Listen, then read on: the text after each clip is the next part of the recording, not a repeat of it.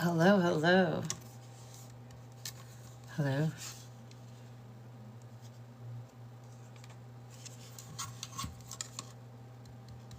Hello, hello.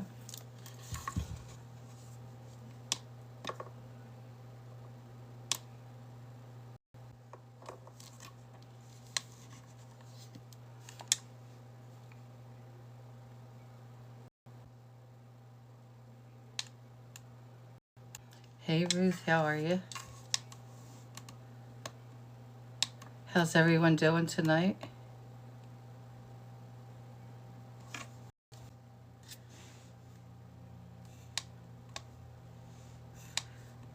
Thank you, Ruth.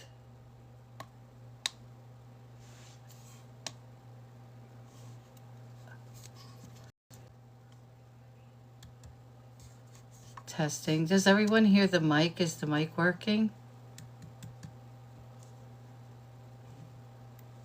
How's the sound?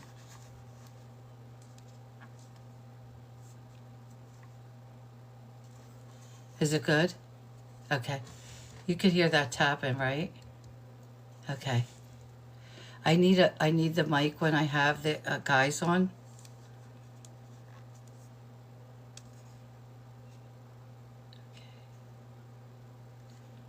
Yes, if everyone could share it out, I appreciate you. There we go. I can hear it. Thank you, thank you. Let me share it out. If everyone could tap the screen, and I'll get ready. The guys should be calling shortly. Hey, Munchie. Parker, welcome in. Oh, we got a few minutes. We got a few minutes. How's everyone doing tonight? You're back.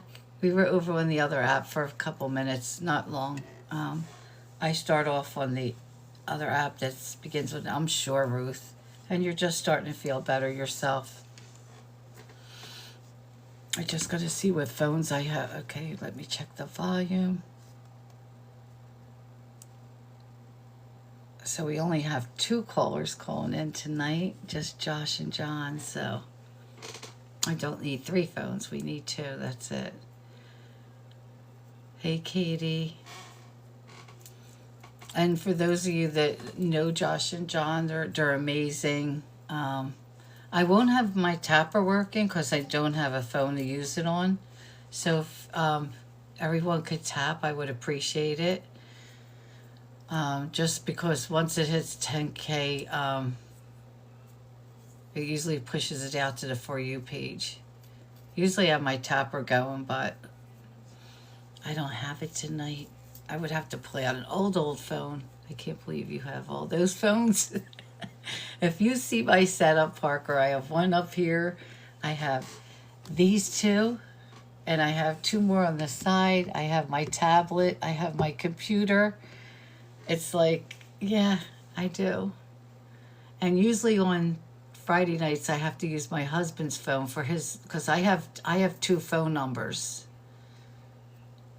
But I need a 3rd phone number on Friday nights. So yeah, I do.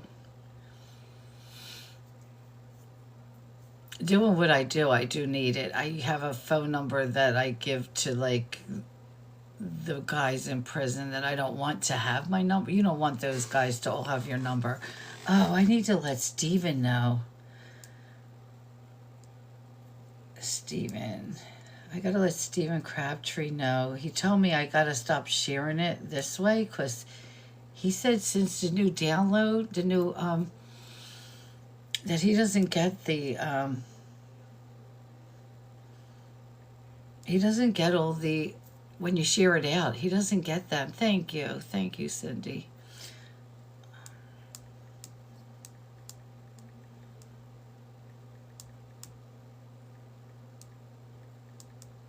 And we usually only get to talk on the weekend.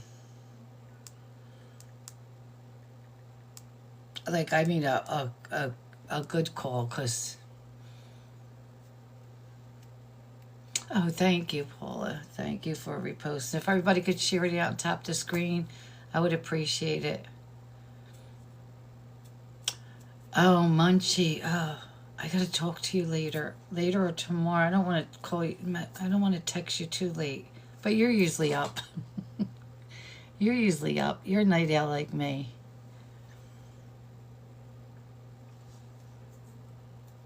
And also, my friend, did you see the last flyer that Dan made for me for a friend of mine? The missing 30-year-old Ian. He made that today. I know you are. I don't know what I was thinking. I have to get in touch with you about something. But the last flyer he made today,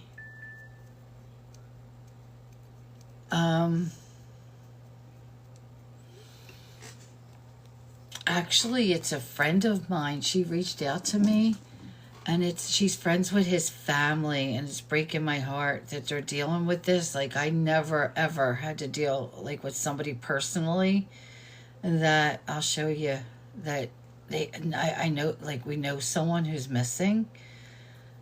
And I mean, I'm out there for anyone who's missing, but the Ian Shelton. So Dan shared it, and I told her everybody, and I did share it. So, actually, my friend Paige, she'll be on here. She's in here every day, and she does come on at night. She's a good friend of mine. She knows the family. So maybe I don't know, maybe they'll want to come on and talk. You know, that helps too sometimes, just to get to know what, where was he last seen, what he likes, where does he frequent, stuff like that. Hi, Lauren. So maybe we can get the family, if they're willing to talk to us and let us know certain things. We can do that. But I did post it on my page, and I see a lot of people reposted the flyer. So, yeah. It's the first time I had somebody reach out to me personally about something. So she did. She asked me if I can share it out, and I said, I'm talking to somebody that does that right now, and I was on the phone with Dan, actually. So, all these cases are sad. But how's everyone doing? Tomorrow's Friday. Lauren, I got all my gifts ready for the doctor's office. So many, Munchie. And Christy just laid down, and I was like, do you have tissue paper I could borrow? I have to finish it. And she's like, Mom, you're lucky. I love you so much. Or I wouldn't be very happy with you now. I just laid down. I'm like, oh no. I wish I would have known. So we finished that up. I got all the gifts ready to go. But she finally got to lay down. I'm ready for... I know. Oh no, he's still not feeling good. That's all I'm hearing. So many people are sick. It's so sad. I hate when the kids are sick. Lincoln had it first, now Hunson has it. So, but Lincoln's feeling better. A little bit better, or better. And that's what happens. They pass it around.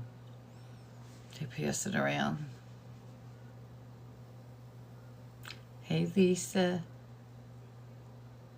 You know, I'm thinking I want to get regular. And I hate to wear the other headsets over the head. I really do, but these bother my ears.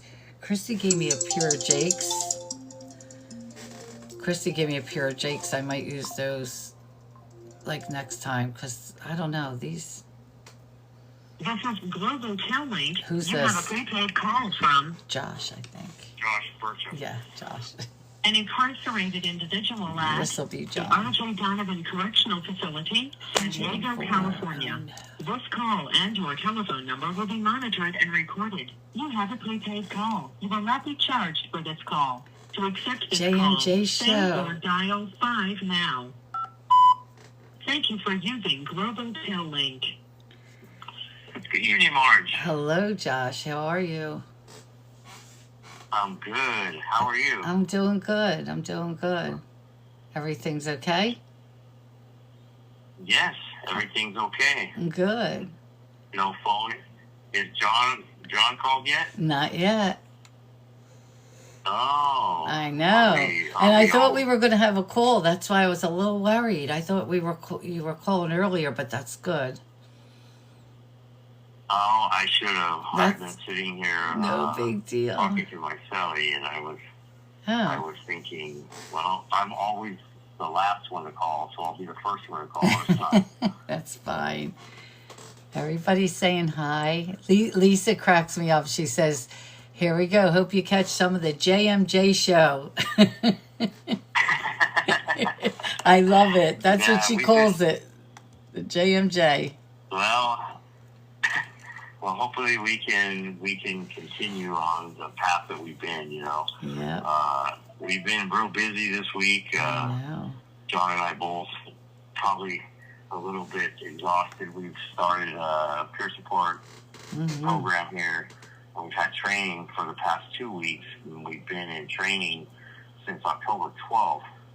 And now we kind of have on-the-job training, and we're fortunate enough to have some individuals from another prisons that have been involved in the program prior to being here at RJD. So we've been fortunate enough to have them help us launch the program and show us the ropes, so to speak, of how to do some of the processes and the interactions. So it's been real rewarding, to say the least. Great.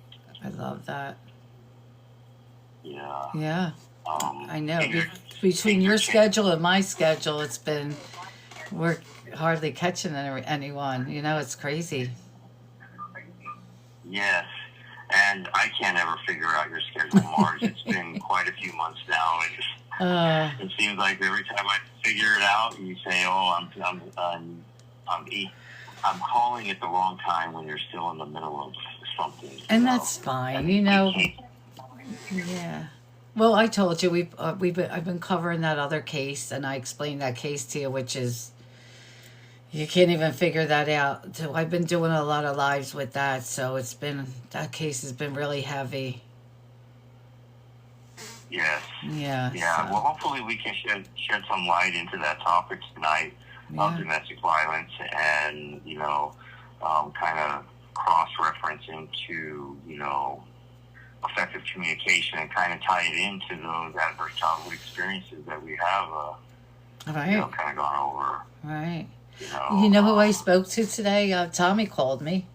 Oh yeah. He said he would try to jump on, but he's traveling. He had to head to his dad's home to get his father's remains. This call and your telephone number will be monitored and recorded. So he's traveling. He had to travel from California to where his dad's from. So that's where he had a layover, and so he's having. I'm worried about him today. He said he's going to be okay. He's with his he's flying there. He's with his girlfriend. So he's going to pick up his dad's remains. So yes, prayers for Tommy, everyone. Absolutely, we love Tommy, and Tommy's a good friend of Josh. So so he called me. He same thing. He texted me. He said, "Are you live?" And this was like 1:55 today, and I said no. And he just rang my phone, and we started talking. And here goes John. Yeah. Yeah. So. That's where he's headed. Global Tel Link, you have a prepaid I got a text from him today. Saying he jumping on the plane, so I didn't really speak to him. That's what he's actually doing. He said he'll try, and I told him no worries if you could pop in. I told him what we were doing. You have a prepaid call. You will not be charged. Oh, okay. Yeah, he said he'll try if he can pop in. Thank you for using Global Tel Link. Well, good evening. Hey, Uncle. Hey, good evening. Look who it is. My friend is back with me.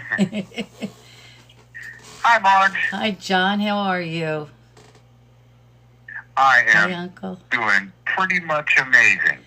That's great. It's so good to hear your voice. It is good to hear your voice, too. And, pretty much amazing. I mean, this whole prison thing is really starting to get in the way of all the ambitions and dreams and goals that I have.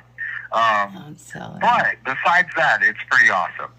Oh, And I'm just kidding about that. This is actually going just fine. That's great. How's everything out your way?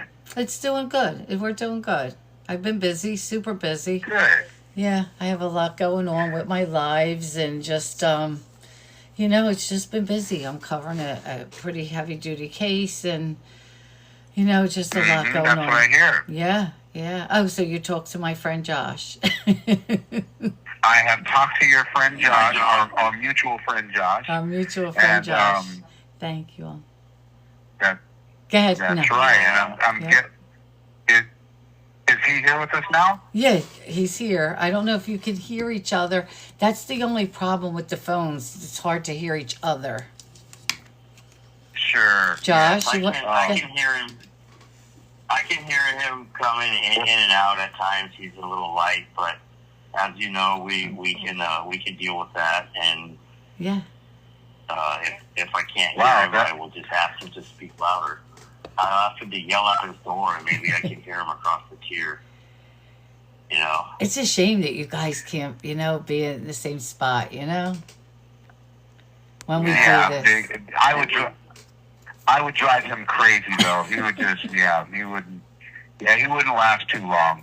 I talk way too much. I'll tell you though, the girls, they were so glad that you are here tonight because they told me they love the way you two, bounce off of each other when you speak, So I have a lot of new people that are with me now because, covering this case, new followers that started, and I don't consider them followers. They're my friends. I have a lot of new friends. Of course. And they, so the ones who know you, that know both you and Josh, they were like, wait till you hear these two. They bounce off of each other. One finishes the other one's sentence.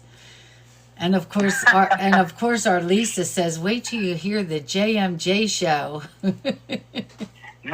We have our own show, JMJ show. Oh yeah, that's what she calls it. That's right. That's right. I love it. Well, it sounds like we should start our own knitting club or something. I don't know. That's right. Yeah. Absolutely. I crochet, John. I can't. I don't really care for knitting. I'd rather crochet. So if you like to knit, you can knit. I'll crochet. Oh, these guys. I miss you too. I'm telling you. You bet, and I'm telling you, we really need to change. We need to change the conversation because we are actually ruining our reputation as being really hardened, hardcore criminals locked away in prison for serving life sentences. So, there's no crocheting going on here. It's. I know. One of my friends is here. She said that's funny because I'm crocheting while she's watching us. My friend, that's she is wonderful. Yes. Oh, isn't that so therapeutic? Yeah. I love crocheting. I wish I could crochet here. Yes, I've crocheted for many, many years in prison. And we have my friend is in here. My friend, I call him Uncle. George Floyd's uncle is in the chat. So, great. Yeah, he's a friend of mine. Welcome. Yeah, he comes in. Welcome. We did a few lives together, my friend. He comes in and out of here. He's a good friend of mine. Yeah, he was. I don't know if he's still in here. He was here. Is Uncle still in here? He was in here a little while. He was in here throwing me gifts, and then he pops in and out. But he always pops in. He's a good friend of mine. Monitored and recorded. Yeah, he's a good guy. Oh. Yeah. Yep. Well, that's awesome. Go ahead, John. I was going to say that it is really good to be back here in your space with all of your folks and friends. And Josh and I can kind of speak for both of us on that we're both excited to be here and really glad to be spending a Thursday night hanging out with our friend Marge and everybody else who wants to join in the conversation. Oh, absolutely. Thank you. We look forward to it. Yes. Yeah.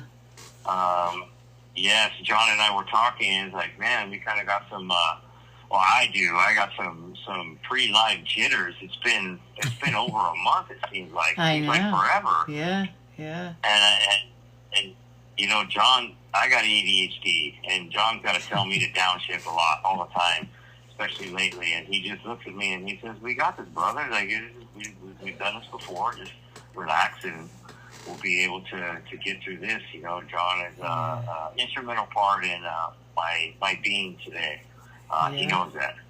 Absolutely. So, and we do a lot of groups and stuff together. And last night we finished our African drumming class, and it's so great to do something creative like crocheting. Who would have thought we would have been playing djembe drums? And I can't.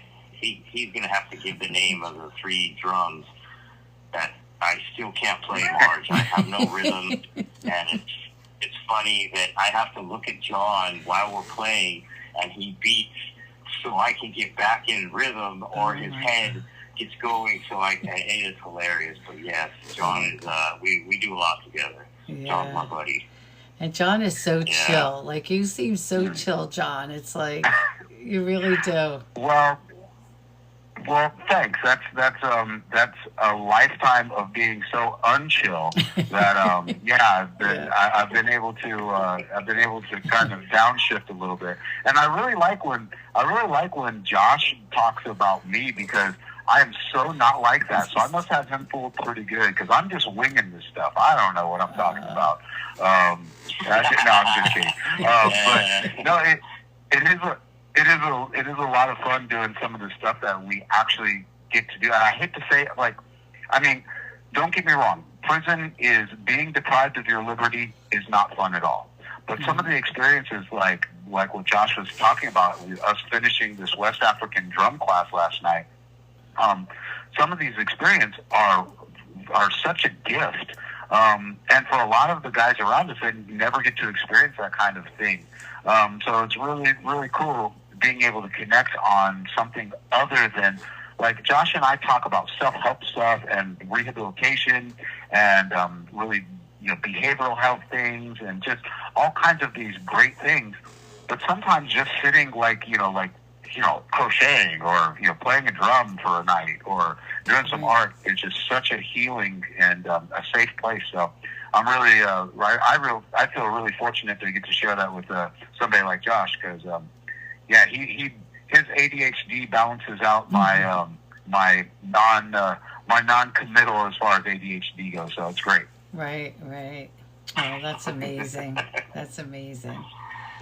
And then we have one big question that's always in the room is everybody wants to know, when do you think we can get our friend Suge Knight on? Everybody's waiting for the Suge Knight night. The Suge Knight night. I know.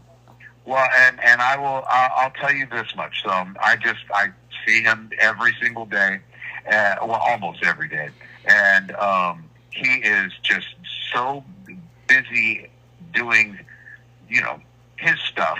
But one of the biggest hurdles is that we're in separate buildings, so we have to.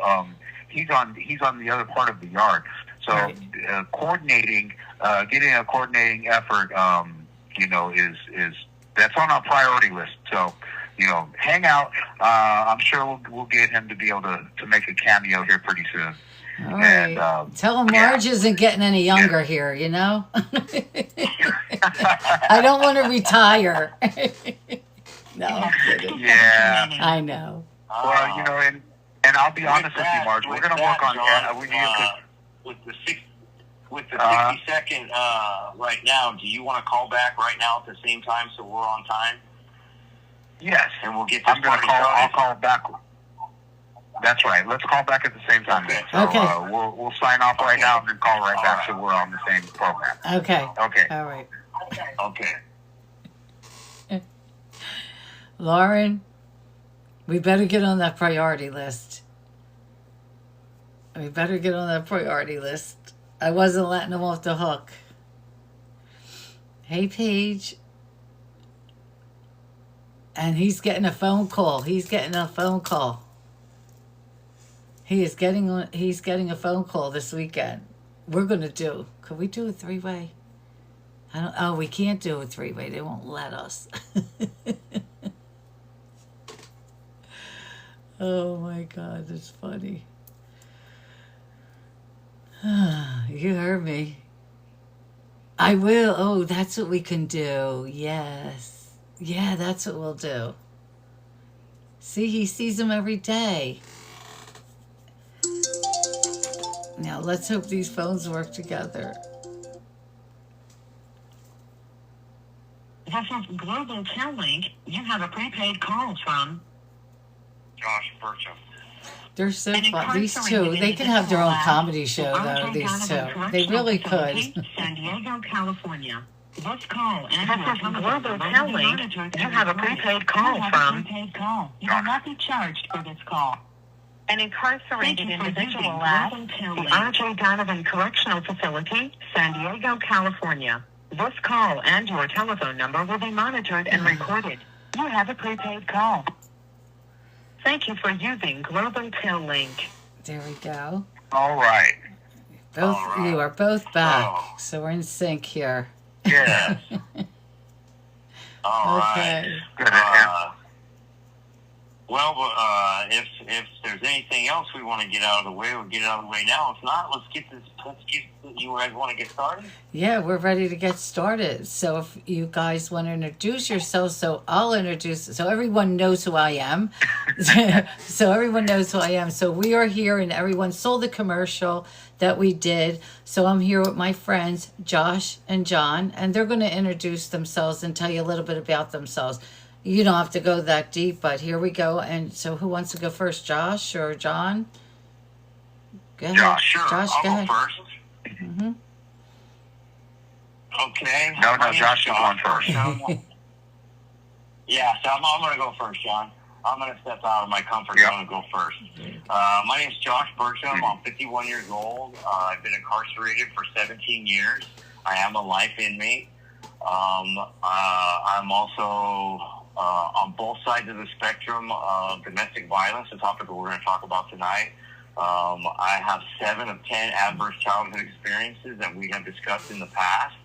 I have the passion for transformation today because of the trauma that I have been inflicted upon in my life, but also that I have inflicted upon others.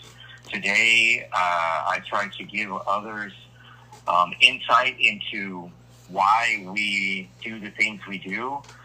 Tonight is a personal topic for me with domestic violence. I share my story openly and honestly about domestic violence. So that's where I come from tonight. Marge, thank you for this opportunity. Keith Erickson, your co-host, is a very dear friend of mine who has been able to open up this platform with you. And I extend that to John as an individual who walks the same path of recovery and transformation. We actually think a lot alike. We similar. I know what John's thinking when he knows what I'm thinking.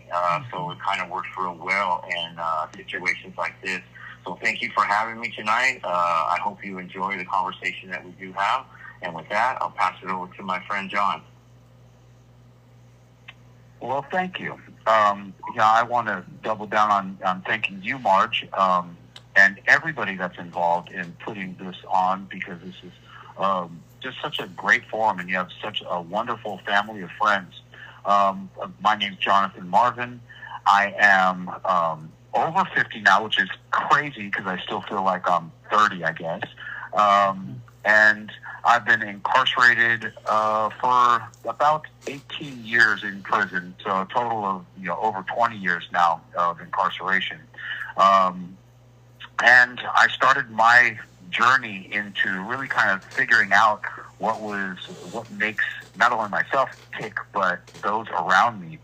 And quite a few years ago, really early on, and I've dedicated my life to being of service to others. And what that looks like is like with Josh and a few others that we have on our team, we provide resources and services, and we really kind of get down to the nitty-gritty, do a lot of research into behavioral health issues. The topic that we're going to be talking about tonight, domestic violence, is something that is very close to my heart too, and most people that are similarly situated as Josh and I in prison. I too am serving a life sentence, although I plan on giving that back as soon as I can. They just haven't given me the opportunity. So in the meantime, we're trying to better ourselves and those people around us, while at the same time really trying to, we want to be, both myself and Josh have committed our lives to being of service. And we've been gone, we haven't been able to be here for the last month and a half because both Josh and I were actually going through the certification training to be peer support specialists. Which is just a fancy name for doing what we do. And tonight we're going to kind of go down a little bit more of that road. As far as prison goes, they say that about 89 to 95% of all inmates in prison have domestic violence issues. So it is a really big topic for us, and it reflects, I think, the kind of our community at large outside of prison as well.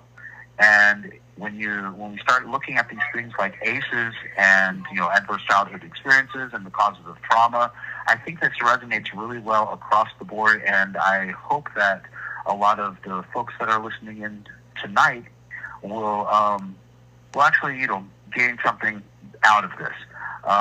With that said, I'm going to hand this back over to Josh because I know that he is dying to jump into the nitty-gritty of this. Right, Josh? Yes, thank you, John. And just a little bit about us and the dynamics. I'm the emotional guy. John is our statistician, if you will. He has a lot of the facts and that aspect of it. This call and your telephone number will be monitored and recorded. And as we get rolling here, John's very good at corralling me into keeping points on what we're discussing because sometimes I get my ADHD gets off track. So as usual, John, step in when you need to. Yes, this is important. So let's get right into this. And before you start, I want to let you know everyone's saying thank you for joining us tonight. They're so happy you're here. They're so glad to see Josh and John again. See? Yay! Yep. All right. Yep. Yes, cool. So awesome. Whenever you're ready. Okay, so tonight when we're talking about this domestic call violence, and your telephone number will be monitored and recorded. We know that this is a sensitive topic on many different fronts. But what we're going to try to encapsulate tonight is the depth of domestic violence just doesn't reach meaning between man and woman. There's many different aspects of that. We'll dive into many things that myths also, but the facts about even growing up in a home witnessing domestic violence, right? And what are these signs and symptoms that happen to it? Those of you that were here when we did the 3 episodes that started with ACEs and stuff like that, all of this will kind of tie in and maybe make some sense because we're going to go over core beliefs, where we picked up these beliefs from, these behaviors and stuff like that. We also did the healthy relationship. What does that look like? So some of this stuff is kind of a crossover between a lot of that stuff and how it manifests into domestic violence as an adult. I had touched on that briefly before when we were talking about adverse childhood experiences and how they affected my life in a negative way, which led to my incarceration at the age of 35. So we went over what a healthy relationship is, if some of you guys remember that. I think we talked about what is the healthy relationship tree, what's those roots, what does that have? Honesty, respect, communication, compassion, and understanding. That's what it starts with and goes into the tree. We be respectful even when we agree to disagree. We value our partner. We value their opinions when we talk about that stuff. We support independence, not being codependent and having those things. we make decisions that are unified. You know, the relationship is 50-50. So tonight we're going to be talking about domestic violence in its totality, not just between men and women or men and men, and depending on the relationship. So I like to use the word partner for me, because to be fair to all of us, you know, it's not just man and woman. So it's going to be a lot of tough situations we're going to speak about, and maybe some behaviors and things that have happened.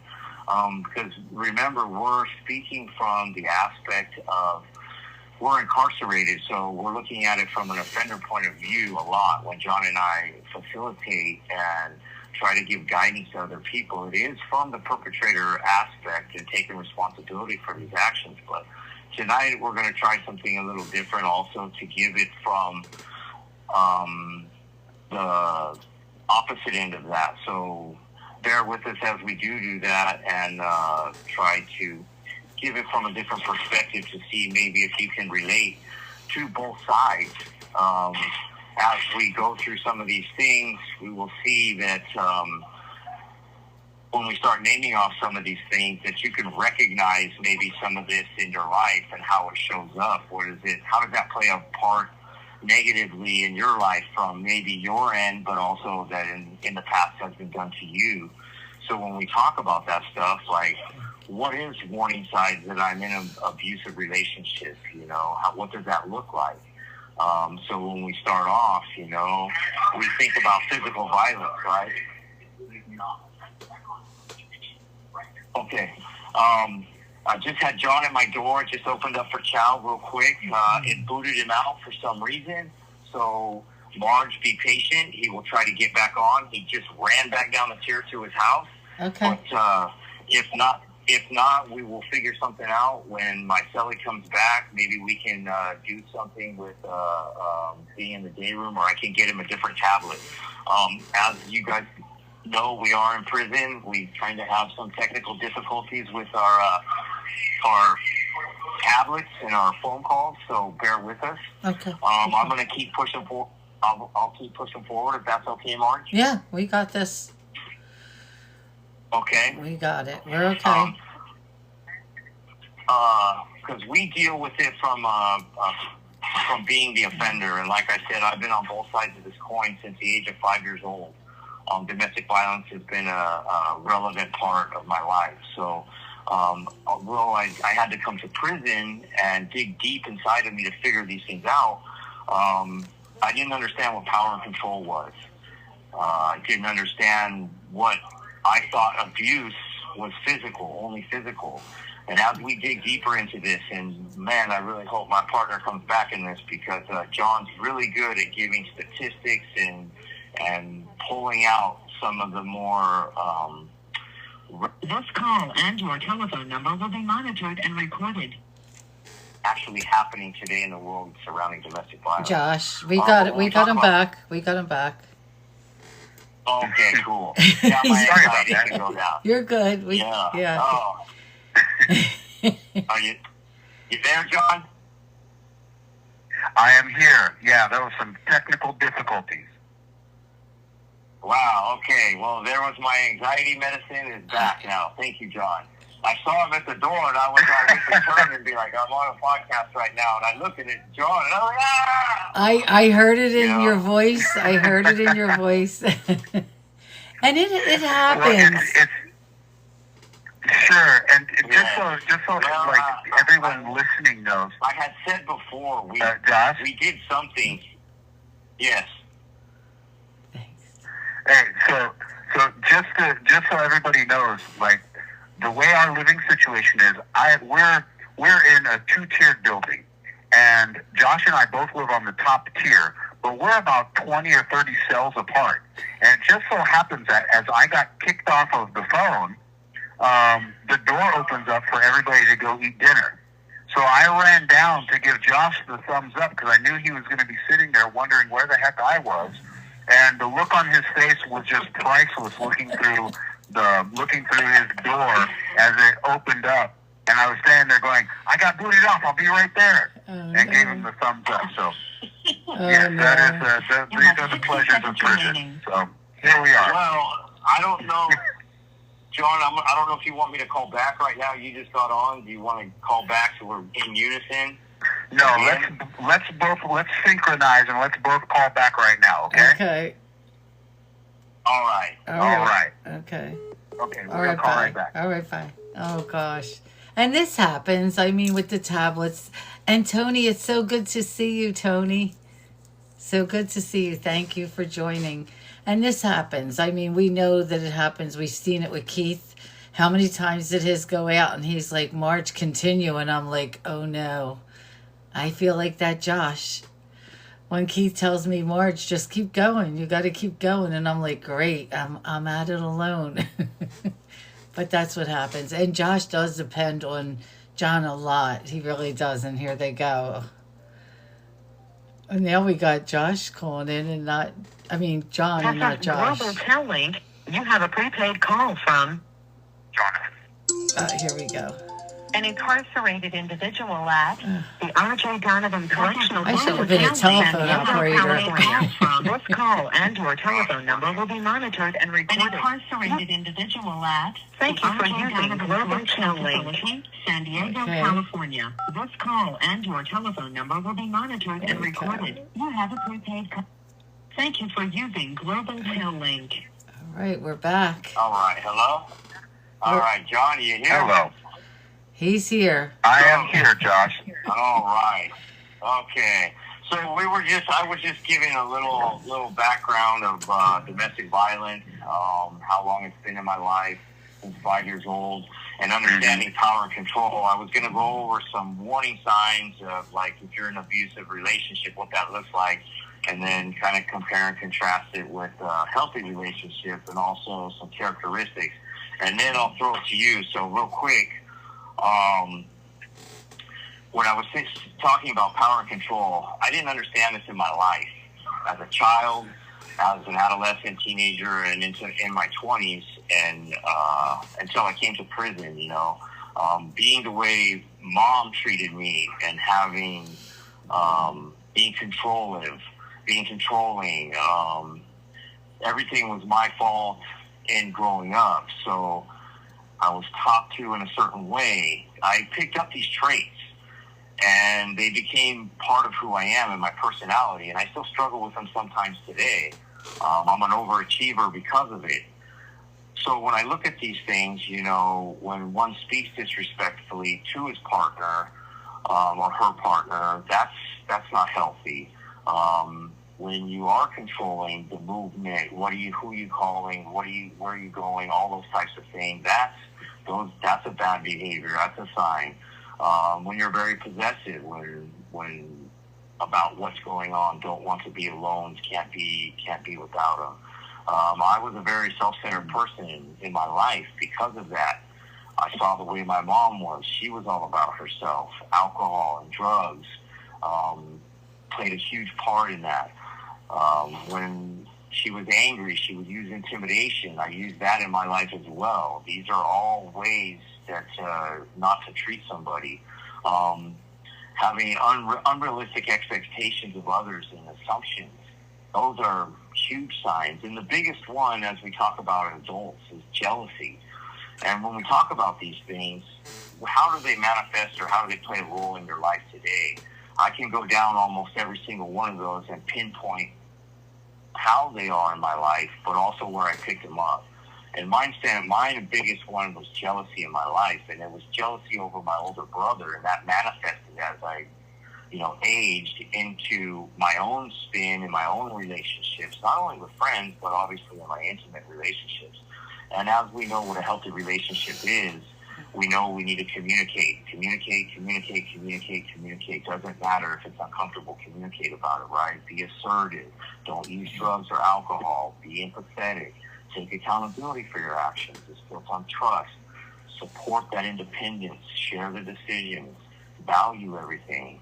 Trust. These are things that are so paramount when we're talking about relationships, and without them, we become toxic, and domestic violence is the outcome of it.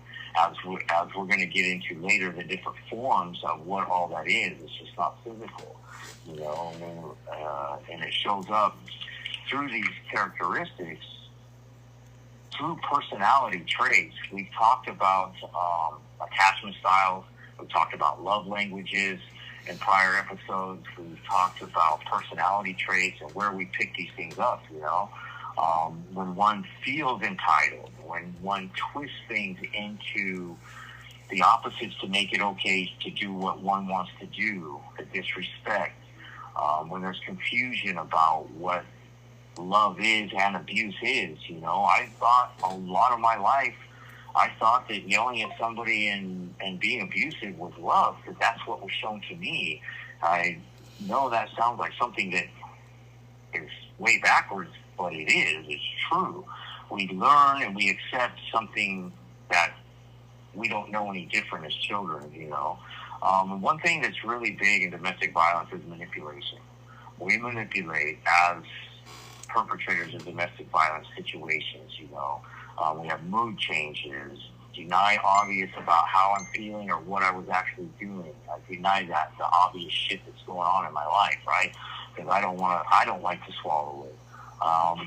Convince the other that he wants to do what's best for them, really, when it's just best for me. You make them feel sorry. So the manipulation that comes into a lot of stuff.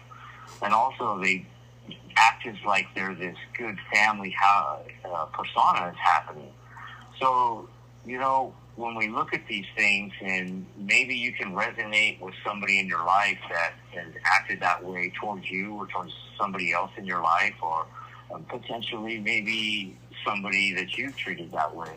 These are things that we just want to take a look at and understand the difference of what an abusive relationship is versus a healthy relationship.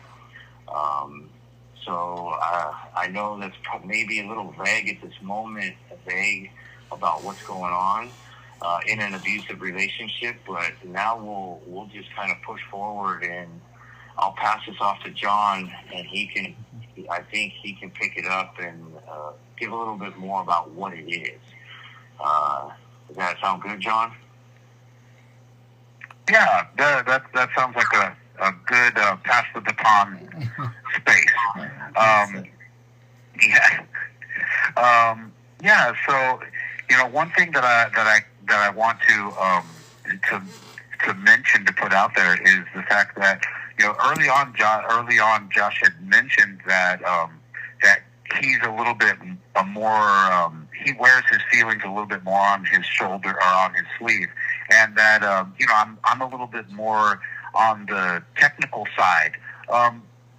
And I tell you that I actually kind of feel like almost the opposite when I'm you know, in these circles, because I realize, though, that for me a lot of the technical aspects are because, you know, those help me to be vulnerable, but not to a point where I have to reveal everything about myself, because a lot of these issues that we go through,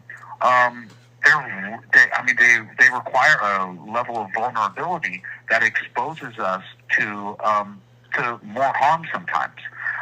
So from time to time, it's easier to hide behind the facts. This is not one of those things. Domestic violence and abuse in general is just one of those things that is so far-reaching and so permeating that if you... This call and your telephone number will be monitored and recorded. If we try to, you know, maybe hide behind numbers, for one, it just doesn't do it justice. So let's discuss, like, maybe what domestic abuse and domestic violence is, and kind of where it comes from, and then we'll go into a little bit of the stuff maybe that Josh had alluded to with, you know, the power and control and things like that. So just to be absolutely clear, at the core of any form of domestic violence or domestic abuse This call and your telephone number will be monitored and recorded. At the core of any form of domestic violence or abuse or anything like that, it's this obsession and compulsion really to control. You know, a few weeks ago we had talked about ACEs, and, the adverse childhood experiences. And it really stems from a lot of these unmet needs that we grew up with. And we could kind of go into that a little bit, but let's just talk a little bit for a minute about what domestic abuse looks like and where it comes from. Because, understanding these issues of control is really the foundation and the principal core, and it's essential to understanding really what motivates any kind of domestic abuse. But what really is domestic abuse? So our modern, just kind of a real brief history lesson, our modern take on domestic violence and abuse comes from what's called the Duluth model. The Duluth model was created it's created by a pair of women that were really interested in highlighting for other women whether they had been victims of domestic abuse or violence. And when it was first published, it was actually an incomplete publishing. And unfortunately, that stuck with us over these years. They've kind of, in more recent times, they've added to this with this, what they call the Istanbul Convention. But really, in a nutshell, what it comes down to is that domestic violence, and really all violence, is domestic violence. If you have an argument with your neighbor that results in violence, that's domestic violence. It's kind of really broadened out to include that not all actual physical violence is violence, meaning it's really the meaning behind it. Josh had talked about manipulation. This call and your telephone number will be monitored and recorded. That's something that I grew up with in my home really extensively. It was a power and control dynamic that was built upon manipulation. And a lot of the experts that are in the fields that teach domestic violence and abuse, they really focus on this power and control dynamic. But power and control aren't really the same thing. And at the root of this kind of is this idea that power, as used in the context of like domestic abuse, it's really a mechanism that acquires control. So the power is the dynamic that allows us to control another person. Typically, it has been, it's been viewed as really the main reason, especially as a domestic abuser. And I'll use this as myself, because I realized that in my own life, when I was married, I had used the same tools of manipulation against not only my wife, but against my children as well. And it was to do whatever I needed to do to retain control over my situation, whether it was my spouse, a family member, a friend, or even like a business, business associates, things like that. Now, I want to pause here and say that if there's anybody out there that's listening to this and you have a comment or a question or something like that, please ask it, because, Josh and I have been through a lot of this, and although we're far from perfect and we don't know it all, we'd really be happy to answer anybody's question. So I just want to put that out there. Absolutely. This call and your telephone number will be monitored and recorded. Absolutely. Okay. Yeah. So let's talk a little bit because I mentioned power and control, and so let's talk about there's what's known as the power and control wheel. This was from a domestic abuse intervention progress that was developed years ago, and in right around 1993. And it's been accepted as defining these different forms of domestic abuse. It's been expanded on in recent times, but for the most part, these kind of lay at the core. And for us, it's common for domestic, and honestly, really acknowledging the different types of abuse will help us to kind of fight against denying that it's actually happening either to us or from us. So it's so common for domestic abusers to believe, to actually live in the state of denial where they believe that they're not committing domestic violence because they're not, presently being physically violent. They equate domestic abuse and domestic violence to maybe beating, and there is a lot of the physical part, the physical aspect of it, but because they're not presently doing that, a lot of You have 60 seconds remaining. kind of check out. So we're going to go on. We'll sign off for a second. We'll call back, and then we'll go over these 8 different forms of abuse, because it seems like we are linked up on this one. Do you want to call right back, Josh? You ready? Yes, John, log all the way out because it's going to log us out for the hour. So log all the way out, log all the way back in. Yeah, all right. log all the way So out. Yeah, he said okay. Give us 2 minutes. Okay. Okay. Give us 2 minutes, He Marge. didn't do that. I'm going to have to. He had to log back in, so I got to log all the way out. Okay. Yep. All right, you got it. Me too. All right. All right. They're amazing. These two. I really enjoy listening to them. And they'll be right back because every hour, I don't know. I never heard this with Keith, but I guess they have to completely log out and then re-sign in. And I never heard of this. I have to ask Keith through their tablets. I don't know if it's different with prisons, but I guess I don't know. But I know Josh and they have to do that over at Donovan. I don't know if it's just theirs. But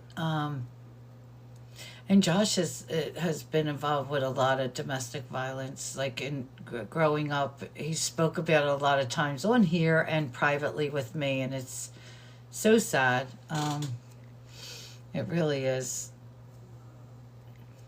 Like I said, I know a lot about Josh more than I do John. I mean, Josh and myself, we're friends and we talk a lot. And here we go. God, that was quick. I thought it was going to take a little longer. This is Global Telling. Oh, we you got have the a prepaid puzzle. call from Josh Burcham. an incarcerated individual at the R.J. Donovan Correctional Facility, San Diego, California. This call and your telephone number will be monitored and recorded. You have a prepaid Thank call. you, will not Cindy. be Yes, I charged can't for this use the call. tapper. To accept I wish I could. Thank you for using Global Tel Link. Okay. We're just waiting for John. I have you back. We're waiting for John. Yes. So, Well, then it kicks us out in the middle of it, and if we're in the middle of a call and it right. does that, we have to Right. wait 15 Yeah. minutes or however long till that call's over. Right. So, Right. yes. And I see the way John explains things is a lot better in depth than I do. I can do it. And you're good. You're good. I'm a little bit on the more emotional side. Oh, I speak from the heart. I know, I don't but do well with I love that too, though, about you. I love Yes. that about you. So Parker, and we could get help from both of them. So someone in the chat is saying, can you ask them how to help a friend get out of a domestic violence situation?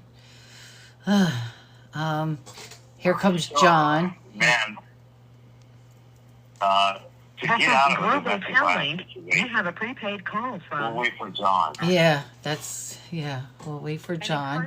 John's right here now. the R.J. Donovan Correctional Facility, San Diego, California. This call and your telephone number will be I try to hit that recorded. to get on quicker, but it doesn't always work. Thank you for using Global No, Tel Link. I know, I you hit can that. push in the, Okay. Here we go. and the little one. Hey, Here we John. go. John. I'm glad you guys were able to get back in. Hi. Yes. Before we get started, there was a question. Yeah. You want to read that question? Yeah, John. So, I read it to Josh. We have someone in here that asked a question, and we're hoping maybe you can give some insight. Can you ask them how to help a friend get out of a domestic violence situation? So I was saying, absolutely. when we talk about this, absolutely right. When we talk about these things, and I know John and I are on the same page when we talk about this. It sounds simple, right? You're in an abusive relationship, and you should just be able to turn the cheek and walk away, right? That's not true. Right. Depending on the situations, regardless whether it's the man or woman,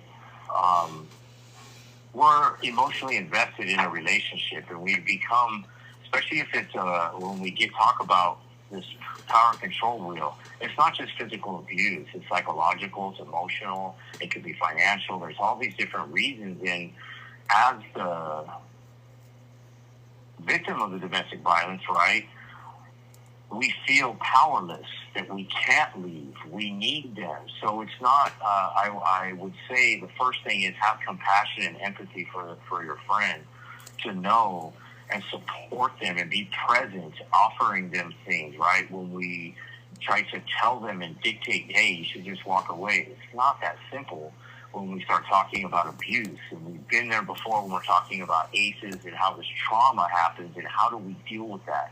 Because if we're in an abusive relationship, we are not in a safe place mentally, let alone physically, to deal with these high-stress situations, and we're not thinking properly. And how do we function without this person?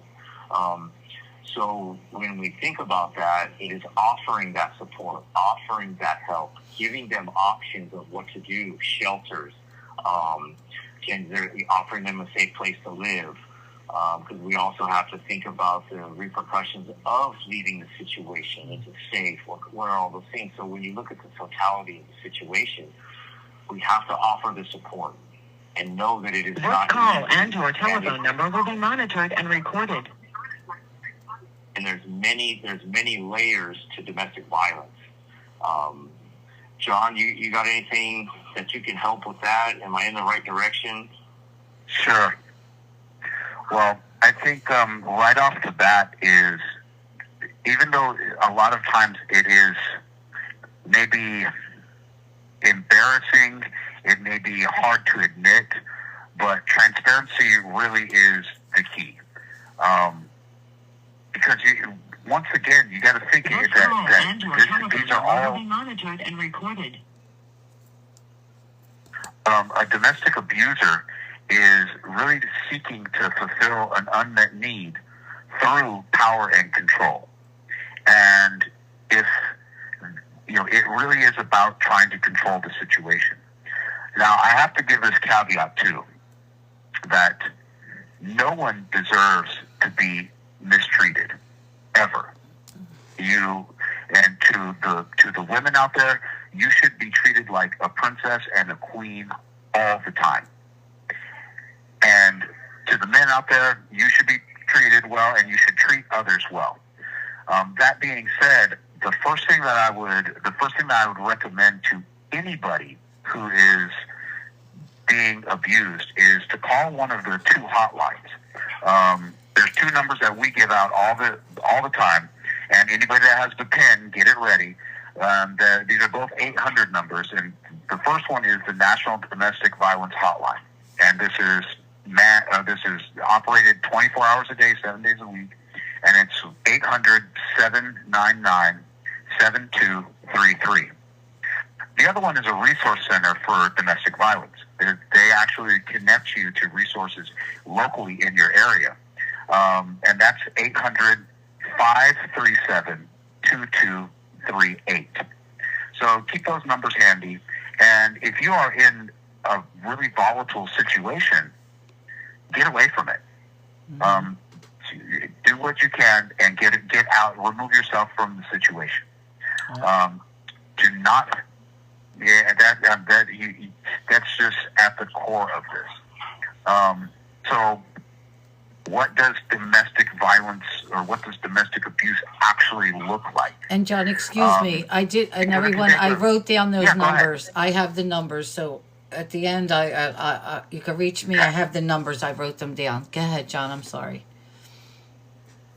No, not at all, because those are really, critical. Yeah. And I mean, for me, I am a very protective man, and it hurts my heart to know that there are so many people out there that are victims. Yeah. And it really hurts my heart also because, so many men out there, and women too, but predominantly men, that so many, when domestic violence is actually committed, it's not because we're temporarily angry or that we've become impulsive or, something got the better of us. We're not the victims. Right.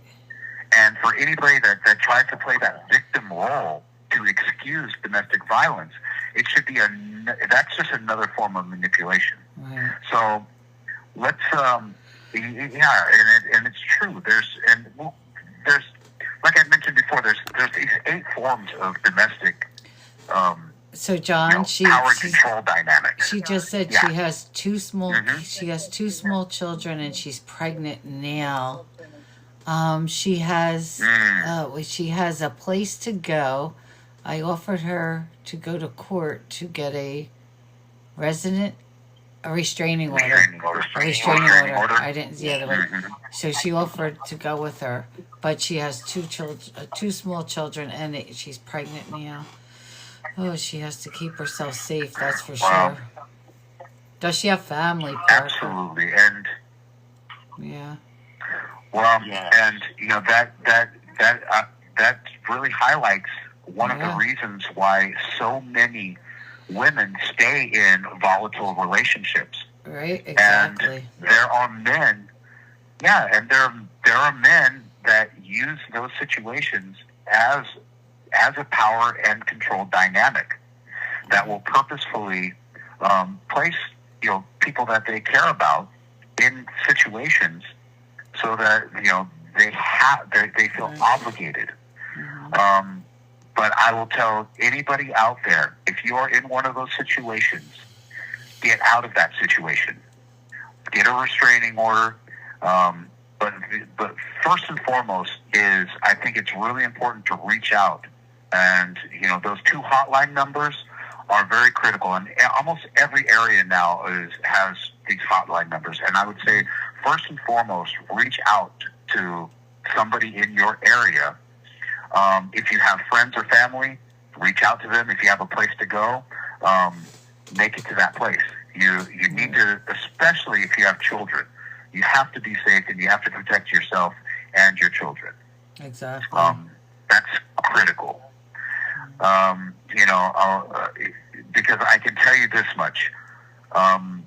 It takes a lot for someone to come out of these cycles of violence. And it's very challenging and difficult to do them when the object of that power and control is right in front of them. It's not to say that it's impossible. Josh and I were both victims of domestic violence growing up, and we both perpetrated domestic violence in our own homes.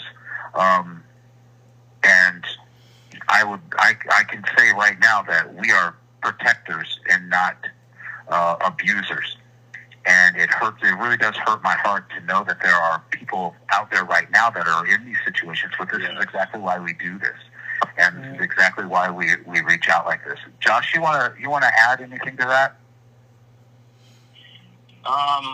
Like you said, they're delicate situations, and when somebody is in these situations, it's very difficult to be on the sidelines because we think we can just walk away from the situation. As a perpetrator of domestic violence, you start to use these manipulation tactics, using the children, using finances, that you can't, this person you can't live without me, and all those types of things. And when you're emotionally browbeaten, for a lack of a better word, right, in this domestic violence cycle, it just perpetuates itself, and it just gets worse. And yes, it sounds simple to call hotlines and do those things, and it is the best thing that's possible to do, and just support them. I can't, looking back at my life and having support from family members would have been paramount in both sides of my life, to have that and be present, and try to be present and compassionate, have empathy, for her and understanding the reasons why she stays in that relationship are not easy. Especially being pregnant and having 2 kids. I mean, Yeah. what she's feeling helpless. She's feeling powerless. She's feeling not good about herself. All of these things because of the domestic violence just add compound to it, you know. No, John, I think you covered that very well, and thank you for having those numbers right on hand and being able to get them out. That's where we have to support our community and individuals that are suffering from domestic violence and give them the help that they need. Absolutely. And yeah, thank you. Because I have my pen next to me at all times. Trust me. Does that answer? Does that help answer? Maybe give some insight into it of what to do and to help. Yes, and Parker, you could reach out to me anytime. Just message me, and we'll see what we can do. Yeah. Absolutely. Yeah, that's so sad. Absolutely. And I'd like to add one thing to that too, and that is to everyone out there, you might feel that you're alone, and you might actually be like physically alone where you're at right now, but you're not alone. Right. You have a whole team of people right here. You have a whole community of people that are rallying behind you and supporting you. You have resources nearby. You're not alone. So don't ever feel like you're isolated and alone. Just reach out to someone and trust that being forthcoming and actually, trying to be a little proactive, which is easy to say when I'm sitting here. You have 60 seconds remaining. Sometimes we're both on cue. Sometimes it's easier said than done. I understand that, right. But that's why we have these talks, right? That's why we foster these levels of community and communication. I think Josh and I are going to call right back, right, Josh? Yes, sir. Yep. Okay, let's do that. Okay. Okay. All right. Bye. Bye. So Parker, any questions, you could always message me, and I could always reach them if there's something they can help with. But I have those numbers, and that's a sad situation. And it's so hard because that's what happens when you're stuck in these situations. They always use something against you. It's really sad. I heard that so many times. It's always about the money, or, somebody says they can't afford to get away, and it's a sin because she is pregnant and she does have 2 kids. So sad.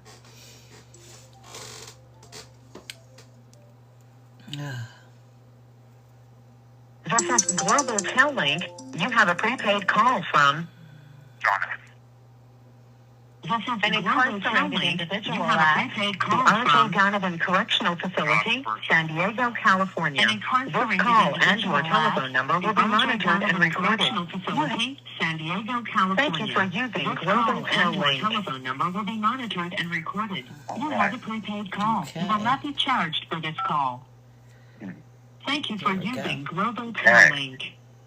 Okay. All right. We're back. All right, we're back. Yep. We're back. So Josh, I think I know that we've got a lot of people out there that are probably wondering if the situation that they are in might actually be a form of domestic abuse. Because, there's a difference between getting into fights or altercations and actually having it rise to the level of actual domestic abuse or domestic violence. So do you think, Marge, would it be all right if I kind of outline what these different forms of abuse actually look like? Absolutely. Okay, so obviously, foremost, this. And keep in mind, this is all around the power and control, construction. So, obviously, the physical abuse, like physical violence, slapping and shoving, punching, kicking, throwing stuff, the actual using of violence to control what your significant other does, says, and believes. And that includes like grabbing or restraining them from even leaving, standing in the doorway, all these things. That's physical abuse. Those seem to be the most obvious forms, the stuff that leaves bruises and scars on your heart too. But there's some of these other ones don't seem as might not seem as in the forefront, but they're just as toxic and they're just as damaging, and they are also abusive. We're talking like psychological abuse, right? Attacking somebody's worthiness. And this links to some of the things that Josh had alluded to in his introduction, I guess. But attacking that someone's worthiness, or, like tearing down your self-esteem. If you have somebody in your life that's constantly attacking you and attacking your sense of self-worth, or even attacking your ability, we had, someone on just a little while ago talking about, your ability to be a good mother or even a loving spouse. This psychological abuse extends to children. It extends to the children. When you're telling children, damaging things about other people around them, the mom, the dad, convincing, for women, convincing you that you have some sort of mental or emotional problem, or that you're it's always that time of the month, that kind of thing. Threatening to take away the children, or threatening to keep you from seeing your children or holding your children. Using the legal system against you, or threatening to use the legal system against you. These are all forms of psychological abuse. Just like turning your family, someone turning their family against you. Then there's the emotional abuse. This includes like verbal abuse, yelling, cursing, the constant nagging and criticism, demeaning someone, minimizing your concerns, and also like humiliation in front of family or friends, or just in public even. This emotional abuse also includes being unfaithful, having affairs, and especially when it comes to flaunting those things in front of your significant other. Also, the stress from substance abuse and criminality. Those things are all emotional abuse. And then there's the denial, these states of denial, denying the obvious and trying to flip the script, like turning things on to the other person, gaslighting, blaming you for the problems. Oh, you must be going crazy. These are all forms of emotional abuse. Isolation's another one of those things, where it's actually controlling and limiting what you do. Being the only voice that you hear and the only source of support. This isolation, is precludes outside communication. Taking the phone away, things like that. And it's also about you can see the destroying and belittling and minimizing other friendships. Then there's outright intimidation. Making you afraid, by using, say, looks or crazy gestures, or just the silent treatment. Those are all intimidation techniques that are aimed to destroy, property and person. Also, like displaying weapons or even threats of harm. All these forms of intimidation. Those are all forms of abuse. Then there's obviously, sexual abuse too. Any kind of forced sexual intimacy against your will is sexual abuse. This includes like preventing you from using birth control, because then that's another method. Once you have children, that's another method that an abuser typically exerts control. It's not to say it happens all the time, but it happens enough that it is a very real thing. This is a form of sexual abuse, pressuring you into I hate to say it, those sexual practices and things that you're not comfortable with. All these things are means of abuse. Then there's economic abuse. creating a financial dependence. If you have a spouse or significant other that controls all of the finances, that's economic abuse. Taking your money, forcing you to have to ask for money whenever you need anything. This is a means of control, or not allowing you to have a checking account. This call and your telephone number will be monitored and recorded. And you can tell because this person will give you money and gifts and things like that if you're complying with the control. But the minute that you start to rebel against that power and control, they withhold the money. That's economic abuse. And then the last one is this idea of male privilege. This, utilizing this idea that you are a servant, or, always having to have the last word, acting like a master of the castle, or, the head of the house for everything. This call and it your should telephone be number will be a monitored relationship. and recorded. And these people that exercise this male privilege, they define this rigidity and of men and women holding on to these traditional roles, but they're not traditional roles of equality. They're traditional roles of male dominance. This is what Bell Hooks has deemed as toxic masculinity. It's this idea that, or patriarchy, that the man has the final say and is superior, when traditional roles were always equal roles. So these are all forms of different abuse. And after having a list like this kind of laid out there, I would implore anybody that's listening right now to just take a minute and really think about how you interact with others and how those people in your life interact with you, and think if any of these categories fit into things that have been done to you, or worse, that you've or just as bad, I should say, that you've done to others. So and try to stay away from denial, for your significant other or yourself, but really think of those actions and use a little bit of empathy by putting ourselves in someone else's shoes and thinking is this actually abuse, what I've witnessed or what I've gone through or what I've done to someone else? And then, I think that all of this is really important for us to see, that that way we can actually consider whether we've been the victims of domestic abuse or whether we've perpetrated abuse onto others. So I'd really welcome anybody with any of those experiences to, let Marge know. And if you have any questions, then now is really a great time to kind of go over those things. Josh, do you have anything to add to that?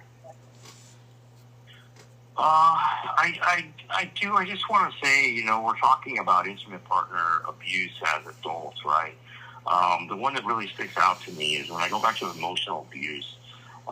In my life, it was very relevant that the emotional barrage of insults and being cursed at and constant criticism and comparison between me and my brother was something that far outweighed the consequences of the physical abuse. Those have lasted with me and still affect me to this day. And when we go back to Parker, I believe, when we talk about abuse in relationships for your friend, right, the psychological abuse and emotional abuse are, I believe, some of the most devastating aspects of domestic violence, because we carry that. I still struggle with self-worth at times. Am I good enough? Is what I'm doing good enough? And that's where we start to believe, and we do believe, what's being told to us by others. And it becomes character defects, and we operate in the world around us in ways that, until I understood these forms of abuse, I can put a label on what happened to me as a child and how I can navigate my life today. And I use this form of emotional abuse, along with all of these, and probably some that aren't even on here, to gain power and control in my relationships. You pretty much, you nailed it right on the head, John, especially in the end there when we talk about toxic masculinity in relationships, right? That's what we're talking about as far as domestic violence and how it's mostly dominated by the male figure. But it can also be, as I speak, my domestic violence was shown to me by my mother, not my father.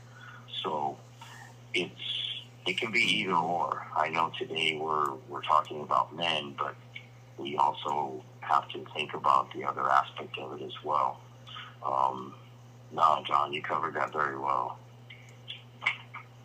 Absolutely. And if there's any questions, please feel free to ask.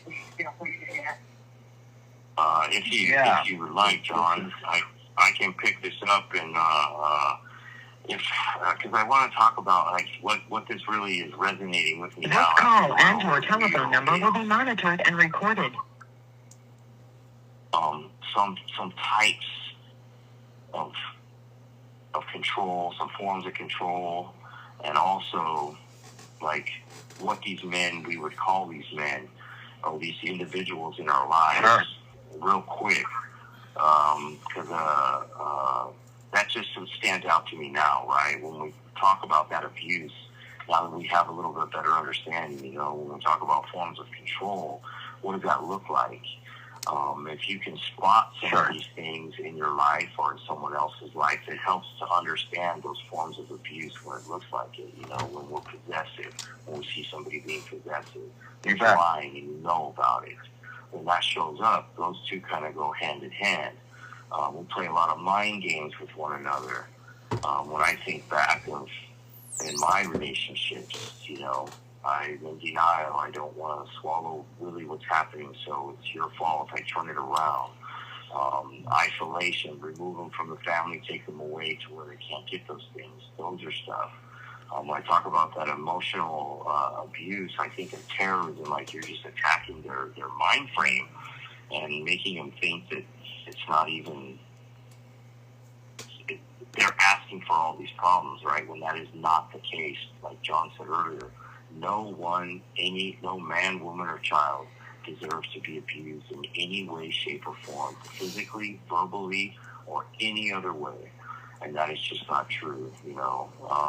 A lot of what I'm saying goes hand in hand with those forms of abuse. You know, we minimize, we deny, we use deception, we project. You have 60 seconds remaining.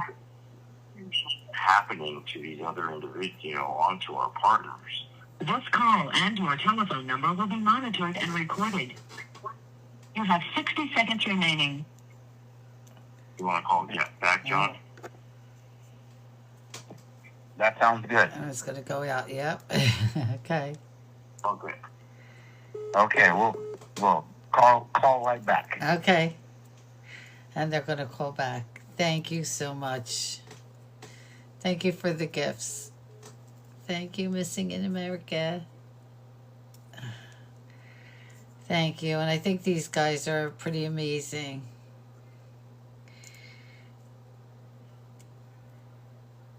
That's not Dan. That's not Dan. Dan's missing in the USA. That's not Dan. Oh, 1 second.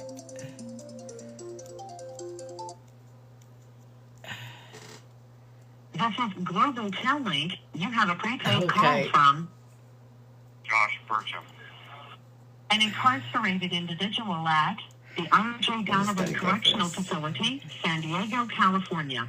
This call and your telephone number will be monitored and recorded. This is Global Tel-Link. You have a prepaid call from this call. Yep.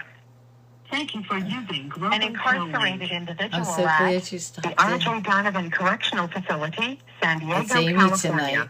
This call and your telephone number will be monitored and recorded. Okay. You have a prepaid call. You will not be charged for this call. To accept this call, say or dot. Okay, Thank you for using Global Tel-Link. All right, back. All right. What was that, Marge? I said we're back. Yes, we're back. You're back. Okay. Yes. Here we go. All right. We good? Yeah, we're good. All right. I just wanted to throw that in there, John. And I was thinking of, you know, when we talk about destructive relationships, right? When we teach the class and we facilitate, we talk about the 5 C's of a destructive relationship, right? And that's what rings in my head right now as you were going over all these things with the forms of control and the men types, right? First, we have control. That is what domestic violence is all about. As you said before, John, we're trying to control our partner by any means necessary. And it becomes more and more progressive when we see the obsession, when we start to obsess on things. It becomes compulsive, and then it just becomes more and more. It never really, in my experience, it doesn't just go from the verbal. It ends up from verbal to physical. And then everything else kind of falls in lines to gain that control you want. The second one is containment. Once one figures out what works to control the individual, they keep using these tactics to maintain that control, whatever it is. And for everybody, it's different as we're all individually unique. We become calculating. This call and your telephone number will be monitored and recorded. When we're calculating, we're so destructive that we spend so much time figuring out ways to keep that individual off balance so they can hide the activities, our own addictions, the lies, and avoid being found out for who I really am.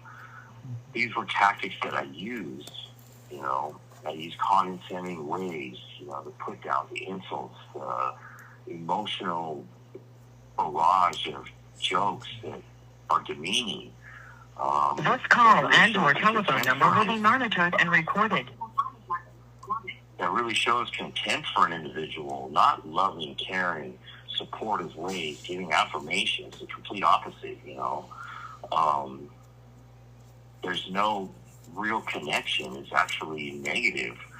We're not trying to really connect and relate in any way. Kind of like when we get in later, we're going to talk about the honeymoon stage. It's like they show and they have these loving moments that are endearing, and it gives that false sense of, they're going to change. But in reality, it's just another tactic. It's a form of manipulation. It's to gain the power and control, So when we look at those 5 C's, the control, the containment, the calculation, the condescending ways, and the lack of connection that shows up in a destructive relationship. And if you notice any of these in your own relationships in the past or somebody else's, or like John said, that has been done to you, or possibly maybe you have done to someone else, these are why we point these things out. From the perpetrator perspective is where we run from today, We have destructive types, There's the control freak. You have somebody who's a corrector, constantly correcting everything you do. It just seems like you can't do anything right. To the abuser, that's all they know. Physical violence is something that was in my home, so I became a physical abuser myself. So becomes the charmer. How does that show up in your life? One projects this person to be somebody who's outgoing, personable, pillar of his community, but has a self-righteous, progressive way to do things. Everybody has met a narcissist in their life. I have been one myself at one point, We can always look at this as from a predator aspect of it, because that's where we lack empathy. I lived my life, a lot of times there was no empathy for anybody. And we also have the addict. When I think about that one right there, when I go back to my own personal life, my mom was a prescription drug addict. So she had to take a pill to regulate her emotions. And when I picked up on these behaviors that, we take a pill, we drink something, we feel better, we mask our pain, and we become people who are not. And I realized that I had 2 moms. I had a mom who was high and at times was loving, but when she wasn't, she was just,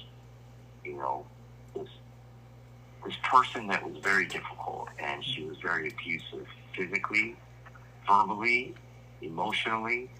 And when I speak about these types, right, I speak about it from my mom's side. And when we speak about men, we see this in a lot of them. So when we're talking about this list, this is what power and control looks like and how we achieve it, right? I say we because I am in that category. I was a master manipulator. I couldn't just come out and say I wanted to control you. Mom never said that. She controlled me with her words, with her threats, with her, I can take this away from you. You can't ride your bike or do these things. So the power and the control aspect of mom really set into my life, and it manifested its way in such negative ways. From rage, I see myself in my mom in many ways. From extreme cruelty to loving, caring, and tenderness. It's like I was confused. How can you be this way one minute, this way another minute? I didn't know it at the time. When I look back at it,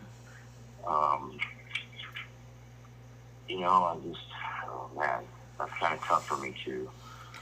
When I look back and think about all these ways and things that happen and the things I've done to those things that I care for in my life, I look at those ways. You got anything to add to that, John? No, I think that, that's actually, I think you did a pretty good, I really like the time you spent on kind of going over the forms of control, right? Especially a lot of times we overlook like what this patriarchy and toxic masculinity looks like in the typology of abusers. From I think you mentioned the control freak and a narcissist and the charmer and those that stand out as would you say pillars of the community. And I think that really I think you did a really good job of summing that up.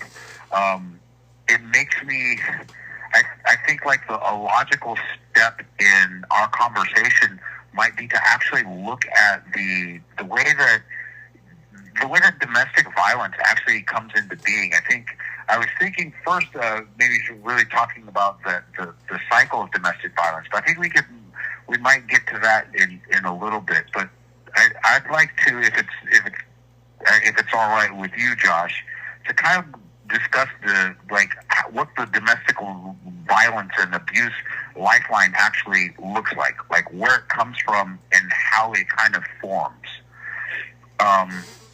Absolutely. For the folks that are listening, it really comes from a traumatic experience. I know that if you haven't taken an ACEs quiz, ACEs being adverse childhood experiences, it's a really short little questionnaire, and it'll give you a score. And it's really related to unmet needs as a child and toxic experiences. These lead to, these are the formative parts of trauma. But when it comes to domestic violence, that trauma, one of the aspects of ACEs that manifests is actually seeing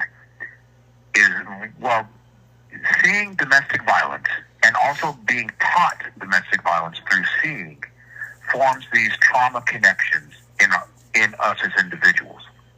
That goes for the objects of the violence as well as the children in the home and friends and family and things like that.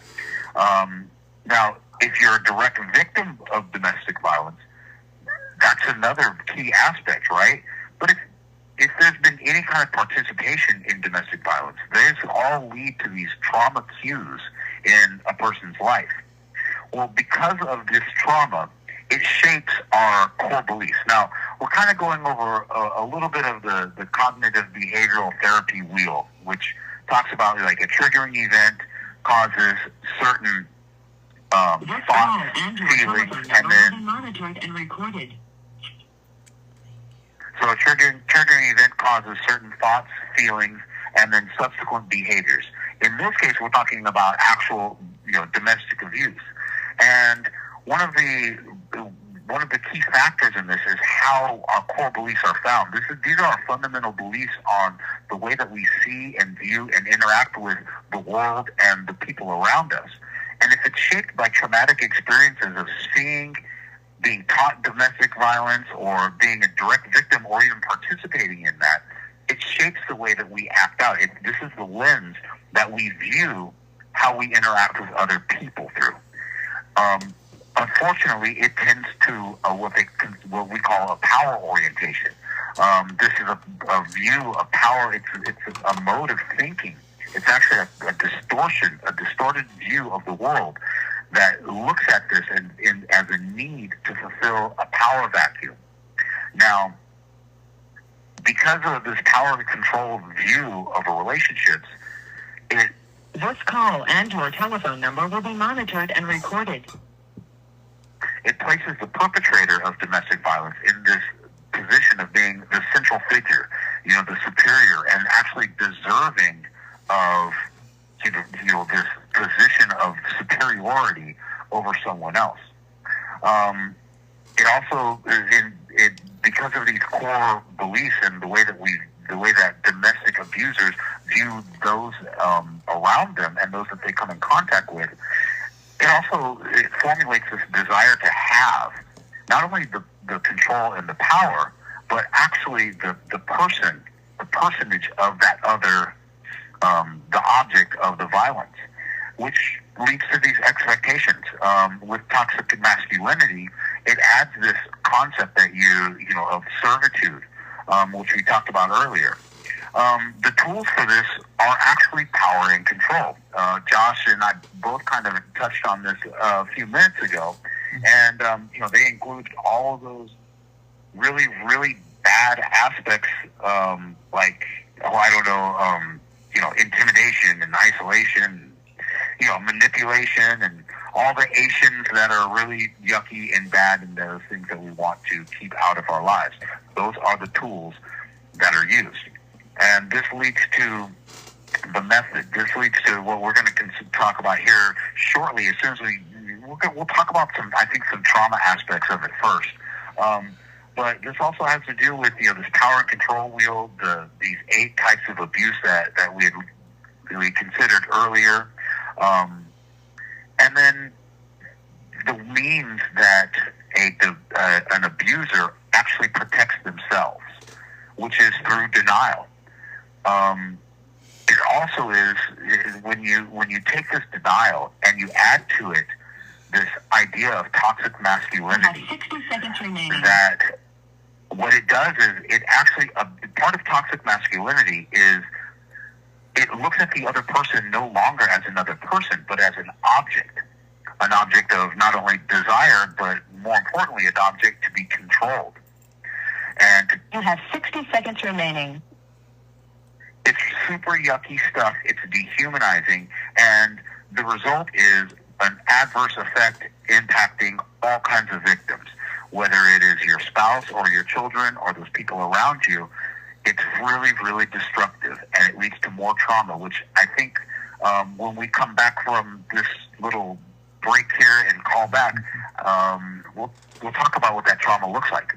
So let's call back, Josh. Okay. Okay. All right. Call All back. right. All right. Okay. Thanks, Marge. All We'll right. call right. Oh, there we go. They'll call right back. So how's everyone doing tonight?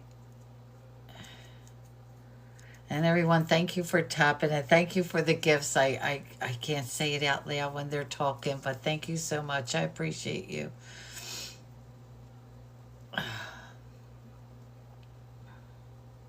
I could listen to these two talk all night. I really can. And I am taking notes, so, and I have those numbers if anyone ever needs it. Oh no, Georgia. Everyone's getting sick that I'm talking to. It's all I'm hearing. This is Global So many Tel people Link. are sick. You have a prepaid call from Josh Burcham. an incarcerated individual at the RJ Donovan Correctional Facility. guess This some is rest. Global Tel Link. You have a prepaid call from your telephone number will be monitored and That didn't recorded. work. You have an incarcerated individual at the RJ Donovan Correctional Facility, San Diego, California. This call and your telephone number will be monitored and recorded. Thank you for using Global Tel Link. All right. All right, we're back. Yeah, we're back. Yes, we are. Yeah. All right. So, Josh, you You wanna pick you up, want to talk a little bit? Yeah, Oh, I'm sorry. about trauma. Okay, I will. You can jump in any time because this is an in-depth topic, and we've done this before when we were talking about ACEs, when we were talking about healthy relationships. We've also covered trauma-informed, right? What is trauma-informed care? So when we talk about trauma, the starting point is we have to go back, especially in domestic violence, because I don't want to say it's never happened, but most people who are perpetrators of domestic violence and domestic violence relationships have seen domestic violence in their life. So when we have to go back to understand what trauma have we experienced. So in prison, we look at things now, we look at trauma and we see people acting out and doing things. So we look at it like, instead of saying like, what the hell is wrong with you? We look at it and say, what the hell happened to you? You know, what happened to you for you to be this way? And that's where this may seem counterintuitive, but in order to stop domestic violence and understand the harm we cause, we must understand where did we learn this from? Where did we experience this trauma from? So when we dig deep, you know, the awareness will give us the telltale signs about where we formed these core beliefs and what that allowed us to create the domestic violence in our life anyway. And so we can be able to address these things. And with that awareness alone, we'll be able to challenge these beliefs that we do have. Also, we can address the trauma that we once experienced with all the feelings associated with it. So we will be able to grieve the harm that has been done to us in order to heal and have an empathetic stance. I go back, I've talked about the book, The Homecoming with John Bradshaw. This was a pivotal point in my life to really, really understand and forgive those who have harmed me as a child. I didn't have control of it, but I learned all of these behaviors from that. Because when we're able to grieve what is done to us, we can start to build empathy. That's how it worked for me. When I started to understand that process, you often hear, you know, you need to have empathy for your victims. This is absolutely true, but completely unrealistic if we cannot understand harm itself, right? Or empathy for oneself as well. So I had to feel good about myself in order to understand the harm I caused. And being in prison and having to do all this work and dive deep into myself, I can say that is truly how I gained empathy and compassion and understanding. You know, today I meditate and pray for understanding for many different reasons today. How can I really feel for the harm I've inflicted without being able to acknowledge what I experienced? That was a big roadblock for me. If you can look back and be able to connect the dots of how these adverse childhood experiences or witnessing domestic violence in your home have shaped you into the person that you are today, whether it be good or bad, you know. The first thing we have to do is understand what trauma encompasses. And for the purpose of domestic violence,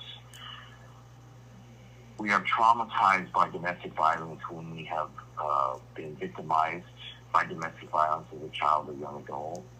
When we witness it in our home, we become desensitized to it and it becomes normal. We're taught these ways by a parent, caregiver, or role model. People of authority over us that have power and control is a necessary part, when it's taught as a necessary part, kind of the machismo way. That's This call and your telephone number will be monitored and recorded. men are men and women are lesser or an object of possession, right? We know that that is not true. In relationships, we are equal. Even if, when we talk about domestic violence also, when I was fighting with my own siblings, that's domestic violence. When I'm fighting with my neighbor, that's considered domestic violence because we normalize this way of being violent. We see it in prison and cells. This call and your telephone number will be monitored and recorded. We see domestic violence all around us, but we become desensitized to it, and we use these tactics and behaviors that we were taught as a child, you know. And once we're able to identify trauma,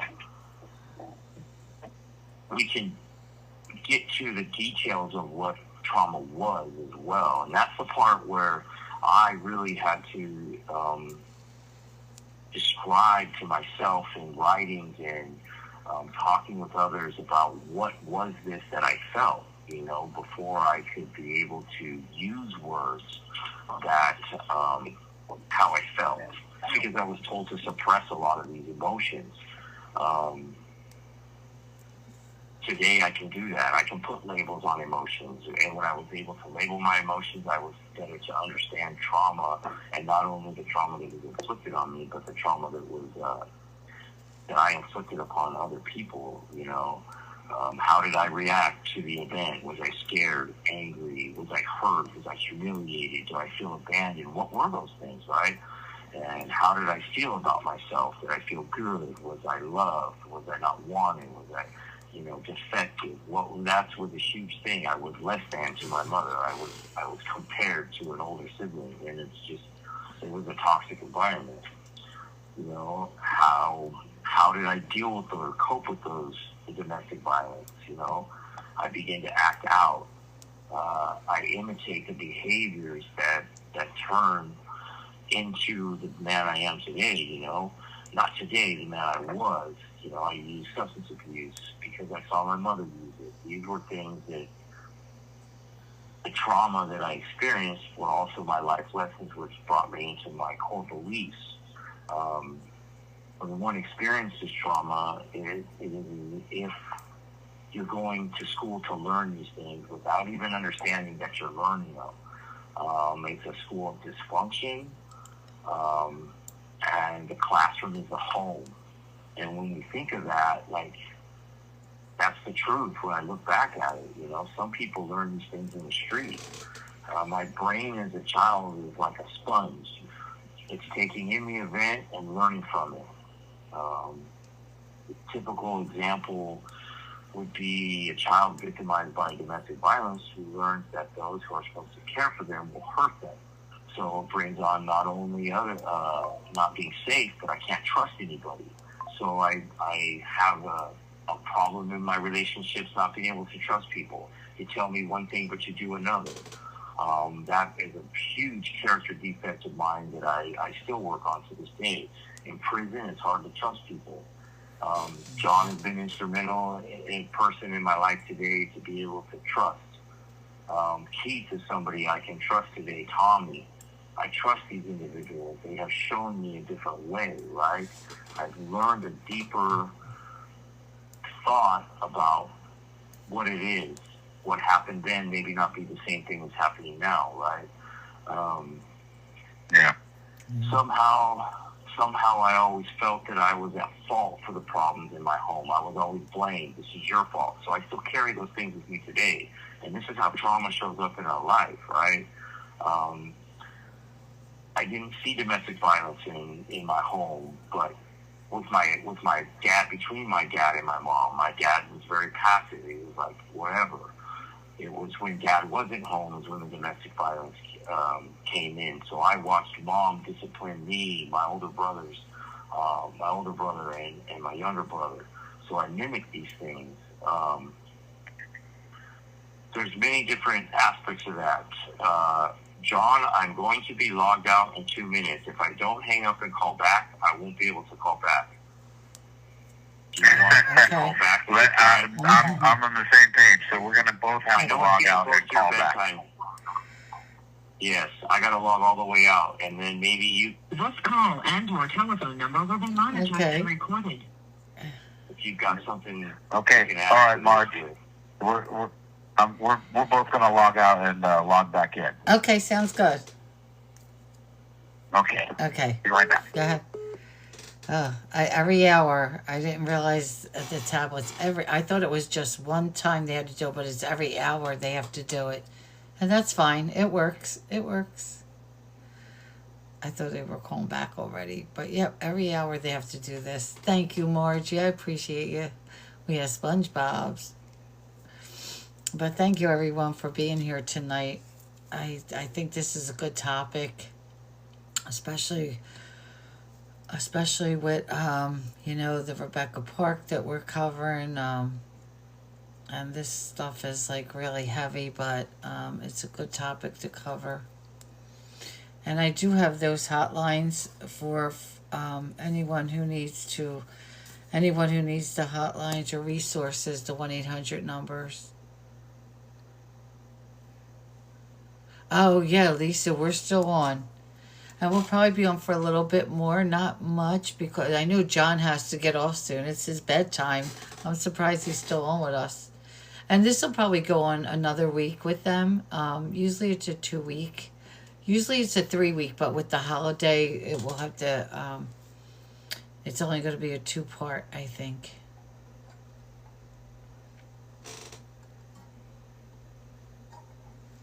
So we'll see. We will see.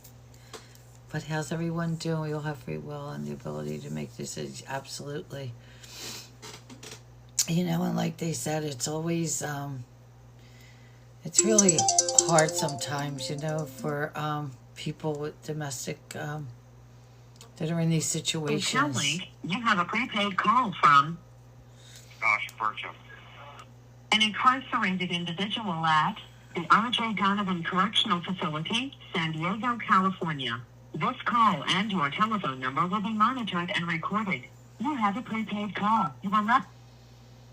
Thank you for using Global Tel Link. Hello? Hello. I got you. I have you back. We're just waiting for our friend. Okay. I hope I make sense. Marge, I'm super critical. And when I talk about this, this is, like I've told you before, this is a real personal subject for me. And it's, I'm very emotional when I teach, when I facilitate domestic violence. I'm very vulnerable. Like I said, I'm an open book. I know. My life has been affected in a negative way by domestic violence. We have talked about generational trauma in the prior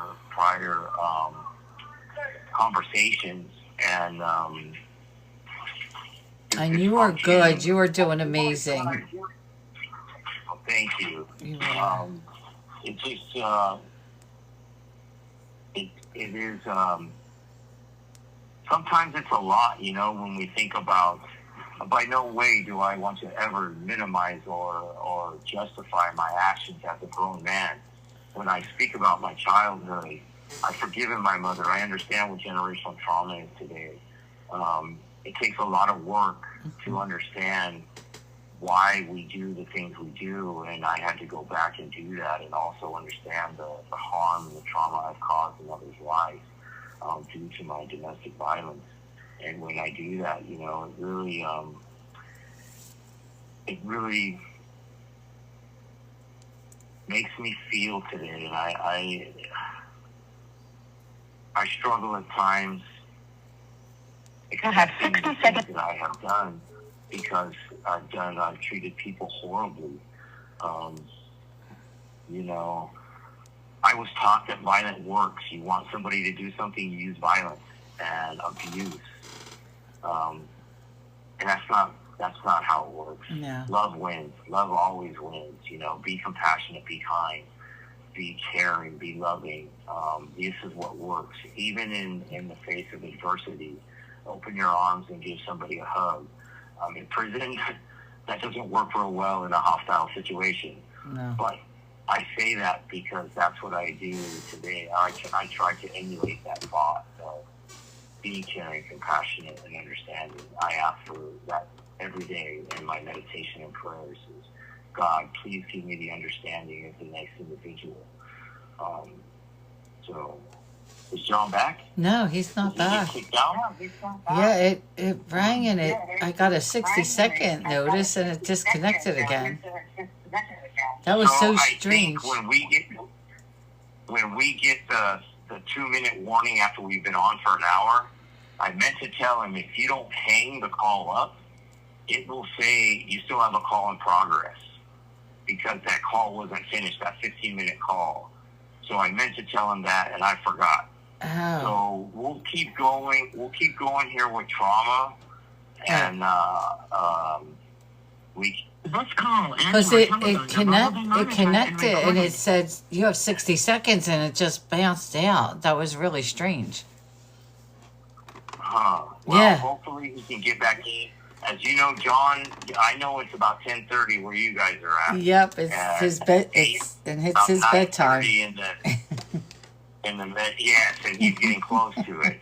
Yeah. If we can, we'll just keep pushing forward through trauma and understanding what that is. I know we've covered trauma-informed care before, but how it pertains to domestic violence.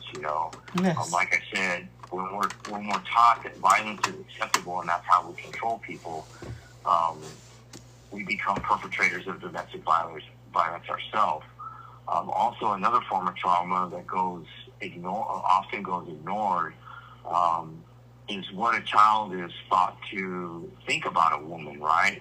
Men and their roles in a relationship. We see things in a way that gets indoctrinated to us by the way of teachings from generations of what did your father role model and how tell us about a real man is.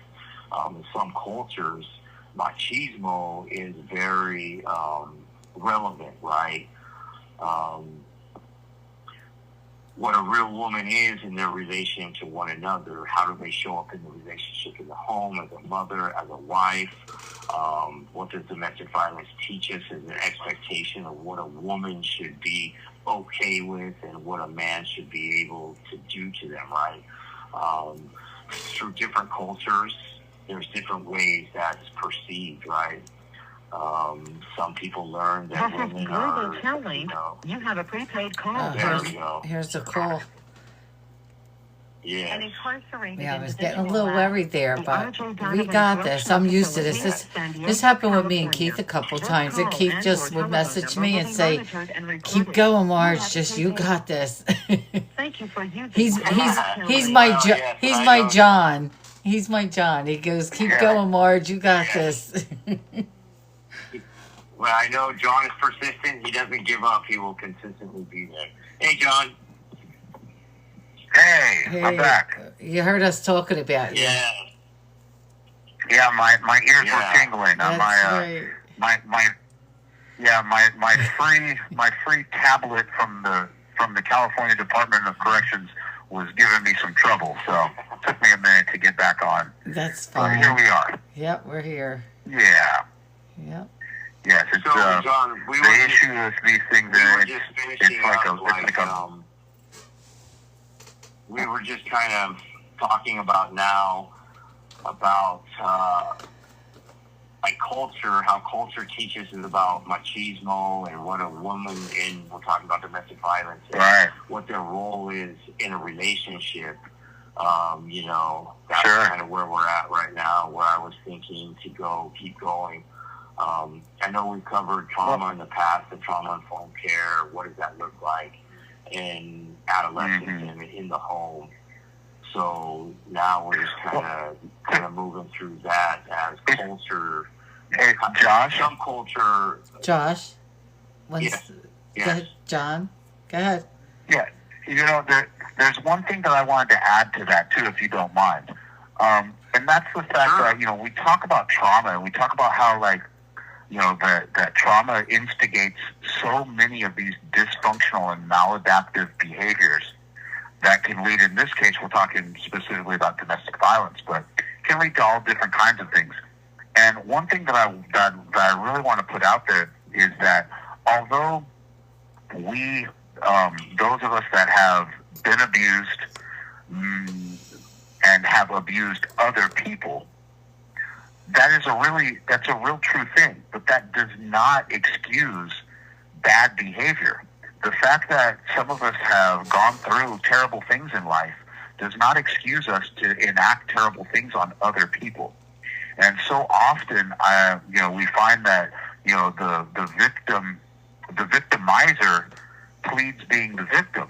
And in a lot of cases, it's true.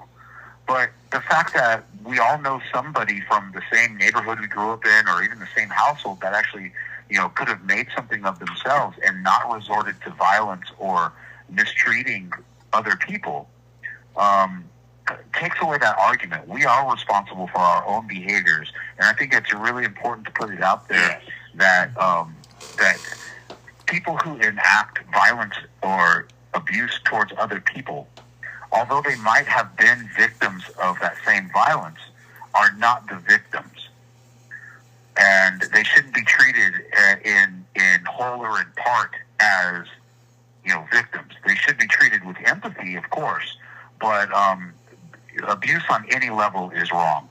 I said it earlier, and I think that everyone should be treated with dignity and with care and with love. I think that Josh, what you had mentioned about the way that we've grown up, like when trauma is taught to us, I think, and especially when it's taught to us in the way that we view the roles of women and children in our lives, especially us, as men, it takes on a different dynamic. When you add to this cultural influences that teach that a man's place is a place of dominance over the family, over women, children, and people that are deemed weaker, I think that it is inherently destructive and can perpetrate a whole system of violence and abuse. For those of you that are taking notes, write down Bell Hooks. Bell Hooks has written a whole bunch of great work on this, and I mean she's a feminist, but not like burn your bra feminist, but she's very much on the activist kind of side of it. And she writes a lot about toxic masculinity, which we've kind of coined. And it's difficult because I'm kind of a traditional guy that believes that a man should protect his family, but I also believe that these roles the family roles are all equal. I don't believe that there should be a position of dominance or domineering. And as such, when I see toxic masculinity, which promotes this idea that men should be the ones controlling the finances, that women are objectified, and that anybody who questions that should be violence is the result or is a viable option. Those three components, the money or substance, objectifying women and anybody who stands in the man's way, and then the overt threat of violence. Those three things all create a toxic masculinity that is really against what we as a society should stand for. And I think both Josh and myself can attest, those are things that we fundamentally stand against because they are so impactful and they are so monitored and recorded, and they are so damaging to not only to the fabric of the family and relationships, but really the fabric of society. And it's something that we need to work in love and empathy to overcome. So, what do you I'd really like to invite anybody that's got any thoughts on this to please, voice your thoughts, because it's important for us to get some feedback, because we are kind of, even though we dedicate our lives to service and helping other people around us, we're somewhat in a bubble, right? Both Josh and myself have been outside of society for a number of years. So we want to make sure that what we're talking about is actually falling on ears that can understand. So if you have anything that you want to, any kind of feedback for us, it would be greatly appreciated. Josh, you want to add to that? Or Marge, you want to add to that? Absolutely. Go ahead, Josh. If you've got something, please, Marge. We always love hearing from you, because you bring a different perspective that John and I, sometimes we don't even see that lane. Right. So if you have anything to add to that. Yeah. And I would, and you mentioned we are going to probably do a part 2, right? Or... Oh yeah. Okay, yes, so what I want to offer up is, if we're gonna continue this, I want to let everyone know. I would love to have everyone, have a few people up here then, get your questions ready so that Josh and John and myself, we can hear from you. The way we do this during the day, and we're discussing the case. Come up here. You don't have to be afraid of Josh and John. They're regular guys. I talk to them all the time. You could come up in the box. If you don't want to do it tonight because you're not prepared, get some questions together and come up and join us so we can just have a normal conversation. That's all. We could just chat. And like they said, they want to hear your perspective on this also. So I think that would be great. Right. Yeah, I think we should do that. Yes. So if we could get the feedback, or what are some things? You have 60 seconds remaining.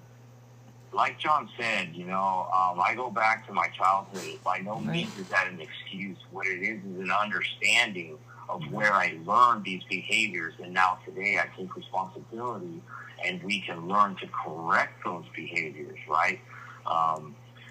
We by no means ever want to minimize or justify. I wanted to just say, John, you put that absolutely in perspective 100%.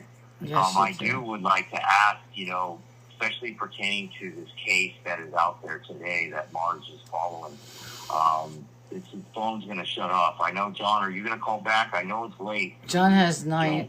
John's at 9 minutes right now. and I actually have to call one of my kids. So I'm going to check out and let you guys just have at it until next time. Okay. All right. Okay. If that's all right with you, Marge. Yeah, no, absolutely. Well, he's going to have to call back, but we still have a couple minutes with you. But no, that's fine. I know usually you have to go at this time. Yeah, we have a couple minutes. And you have to, and you have to make that call. But absolutely. Absolutely. Yes. Yeah, and, for and I know that we have a few minutes left. But on that note, one of the reasons why I will be checking off in a minute is because me being in, there's consequences for our actions. The fact that I'm not at home right now means that, my kids... This call and your telephone number will be monitored and recorded. ...have grown up without their father around. So I try as much as I can to reconnect as often as I can. And sometimes that means cutting some great discussions a little short. But I say all that because there is repair that can happen. There is restoration that can happen. And we are in the business of really advocating for health, healing, and that restoration. We got you, Josh. Okay.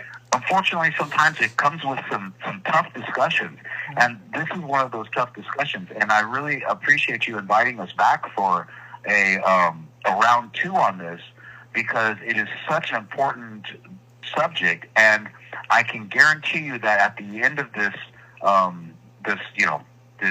this talk that we get to have surrounding domestic abuse and violence, there is a silver lining. Not only is it just the knowledge part, but there is help, there's wholeness, And there's some healing that happens. And I hope that just the simple fact that we've been able to engage tonight on your forum, Marge, that some of that healing and some of that wholeness has been able to be accepted by some of the folks that are listening tonight. Absolutely. Because that really is the goal for us. Right. And I appreciate that. And I appreciate all the information because I sit here with my pen. I take notes as we're talking. So, and they know they can reach out to me. I'm on every day with them. So they could always reach out to me. Absolutely. So and you've created such a wonderful community of, like-minded individuals. And I love that. I have. I appreciate it. Yep.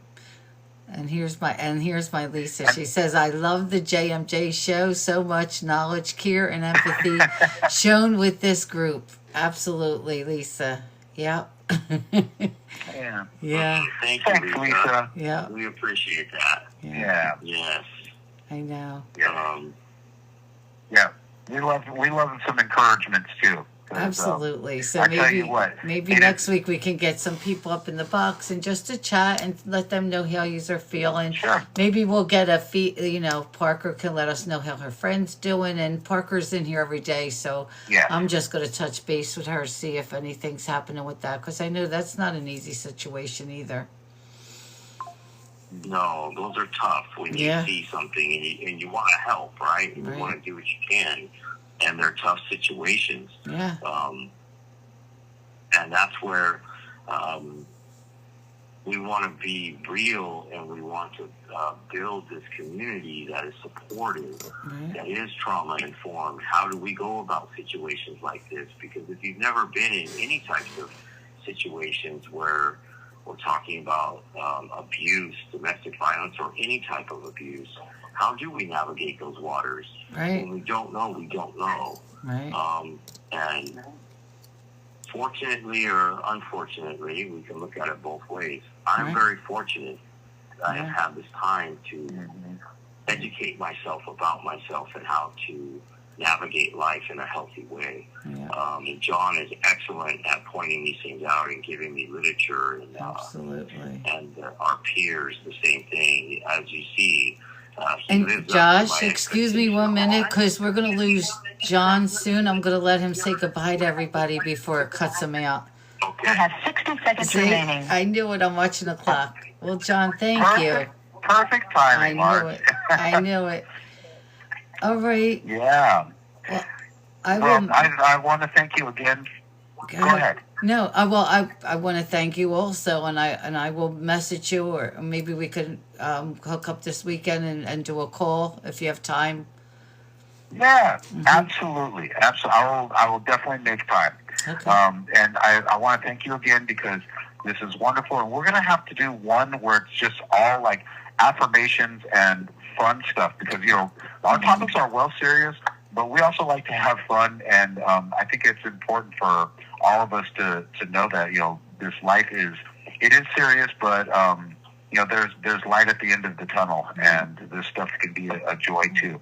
And I really appreciate all the time that you shared with us. And I'm going to get some of our other friends here on board, including Shug. Yeah, including Shug. Oh, and it ended. And I'm going to let him know. But Josh is still here, and I have one of my dear friends who's so special to me. She did say thank you from a DV survivor. Okay, Josh. Awesome. Yeah. And she's a good friend of mine. Oh, that just touched me. I didn't. Yep. Thank you. Okay. Yeah. All right, John. Yeah. John gone? It just cut him. Yeah. And I will talk to him. Okay. Yeah. Yeah. Yes. And you've all heard that here, including Shug. So I don't know if Lauren's still there because she's going to come for John. Including Shug, he said. I'm kidding. Yeah, I leave, like I had told you before, I leave that one to John. That's John. That's his, yeah. I know. Yes. And I want to say thank you again. I know this topic is I know. a personal topic, maybe for some. And for those domestic violence survivors, I give it to you. You're not alone. It takes strength and courage to be able to ask for help. Like John was saying, maybe it's embarrassing, it's humiliating, and all those things. I want to give you the courage. I use the serenity prayer. God grant me the serenity to accept the things I cannot change, and give me the courage to change the things I can, and the wisdom to know the difference. And that works for me. I step out of my comfort zone daily to try to understand and create change. And that first step is the hardest one. And once you make that first step, you will feel powerful. When we talk about trauma informed, right? We want to give the voice and choice back to the victim of any type of abuse. And that's where we support and be present. We give them options. We don't tell them what to do. We offer them guidance and support and let them make their choices. Even though it's tough at times, we give them that support. In prison, we like to say, I water the seed. I give you the guidance and the necessary support, and keep fostering that growth in that person and to get them to what they need. And I know that's difficult. We need to get out of the situation, use the lifeline, get them out, especially when there's children involved, and be safe. I feel for that. Yeah. I have a cellie now, Marge. I haven't had a cellie for a minute, and I have one now who's in recovery, heavily dedicated to recovery as well. And he was sitting in here and in the middle of the phone calls, and he was like, you're right. Like, that is just heartbreaking when there's children involved, because this call and your telephone number will be monitored and recorded. He is affected by domestic violence in his home too. Wow. Unfortunately, it's not uncommon. It's right. not. Domestic violence isn't. So I'm glad we could bring a light and a voice to this subject. I know that case you're talking about with the stepfather and mother and the adopted daughter and the sister and the unborn child is just a horrible, horrible situation and scenario. Yeah. Yeah, absolutely. Yes. And I see this, honestly, Marge, I see this being another 2 to 3 session topic. Yeah, absolutely. I love it. And then we can go from there, absolutely. As long as you guys have the time, I know you are busy. I absolutely love it. We'll keep going. So we're going to do it next Thursday again, right? Yes. Only for the commercial, so Katie can get that done, Okay. All right. Yes. If Thursdays work, Fridays. Yeah. Either one. Like you guys, Fridays sometimes is easier because we can kind of decompress. But Thursdays, by all means, either one. Either one. We're good for next Thursday. We'll schedule that. Okay. And we'll pick up where we left off. We have our little outlines that we kind of set up to kind of bounce off back and forth from one another. So we'll put that together. Okay.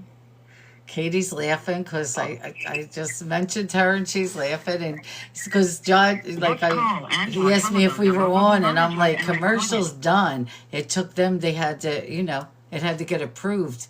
It was sitting there. It took a little longer to approve it, once I send it to you. And Cindy said, thank them from me, please.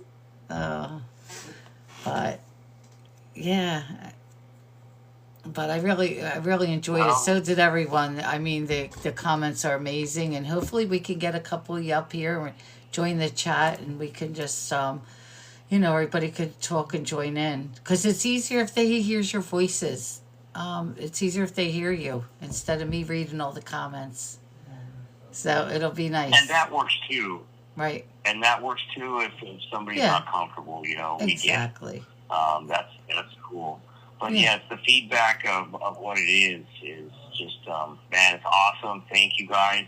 You make us feel good. We really do appreciate it. And you guys have a wonderful night. I'll talk to you this weekend, Marge. Absolutely. Thank you all for participating. And thank you for the platform, Marge, to elevate awareness about domestic violence. We have a group here, a nonprofit in California called ADA, Awareness into Domestic Abuse. And I've been through both their courses, and they're a huge participant in eradicating domestic violence. And it's a relevant topic in the world today. It happens all over the world. It's just not unique to the United States. Oh. So it is something that I'm very passionate about bringing awareness and trying to mitigate the harm that's being caused. Yeah, so okay. I appreciate it. All right. Well, I appreciate you, and we will talk over the weekend. Absolutely.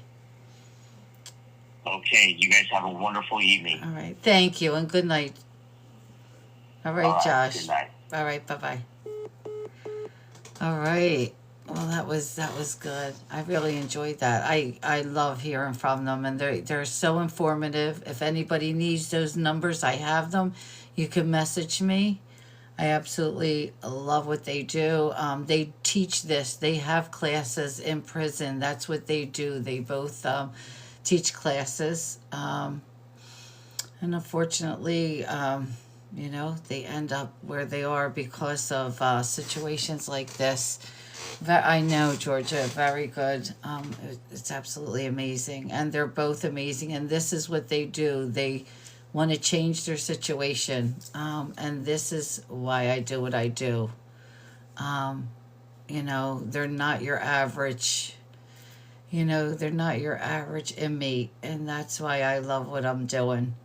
So with that, I am going to end it. It's been a long day. I am going to go over to the other app. I don't want to say the app.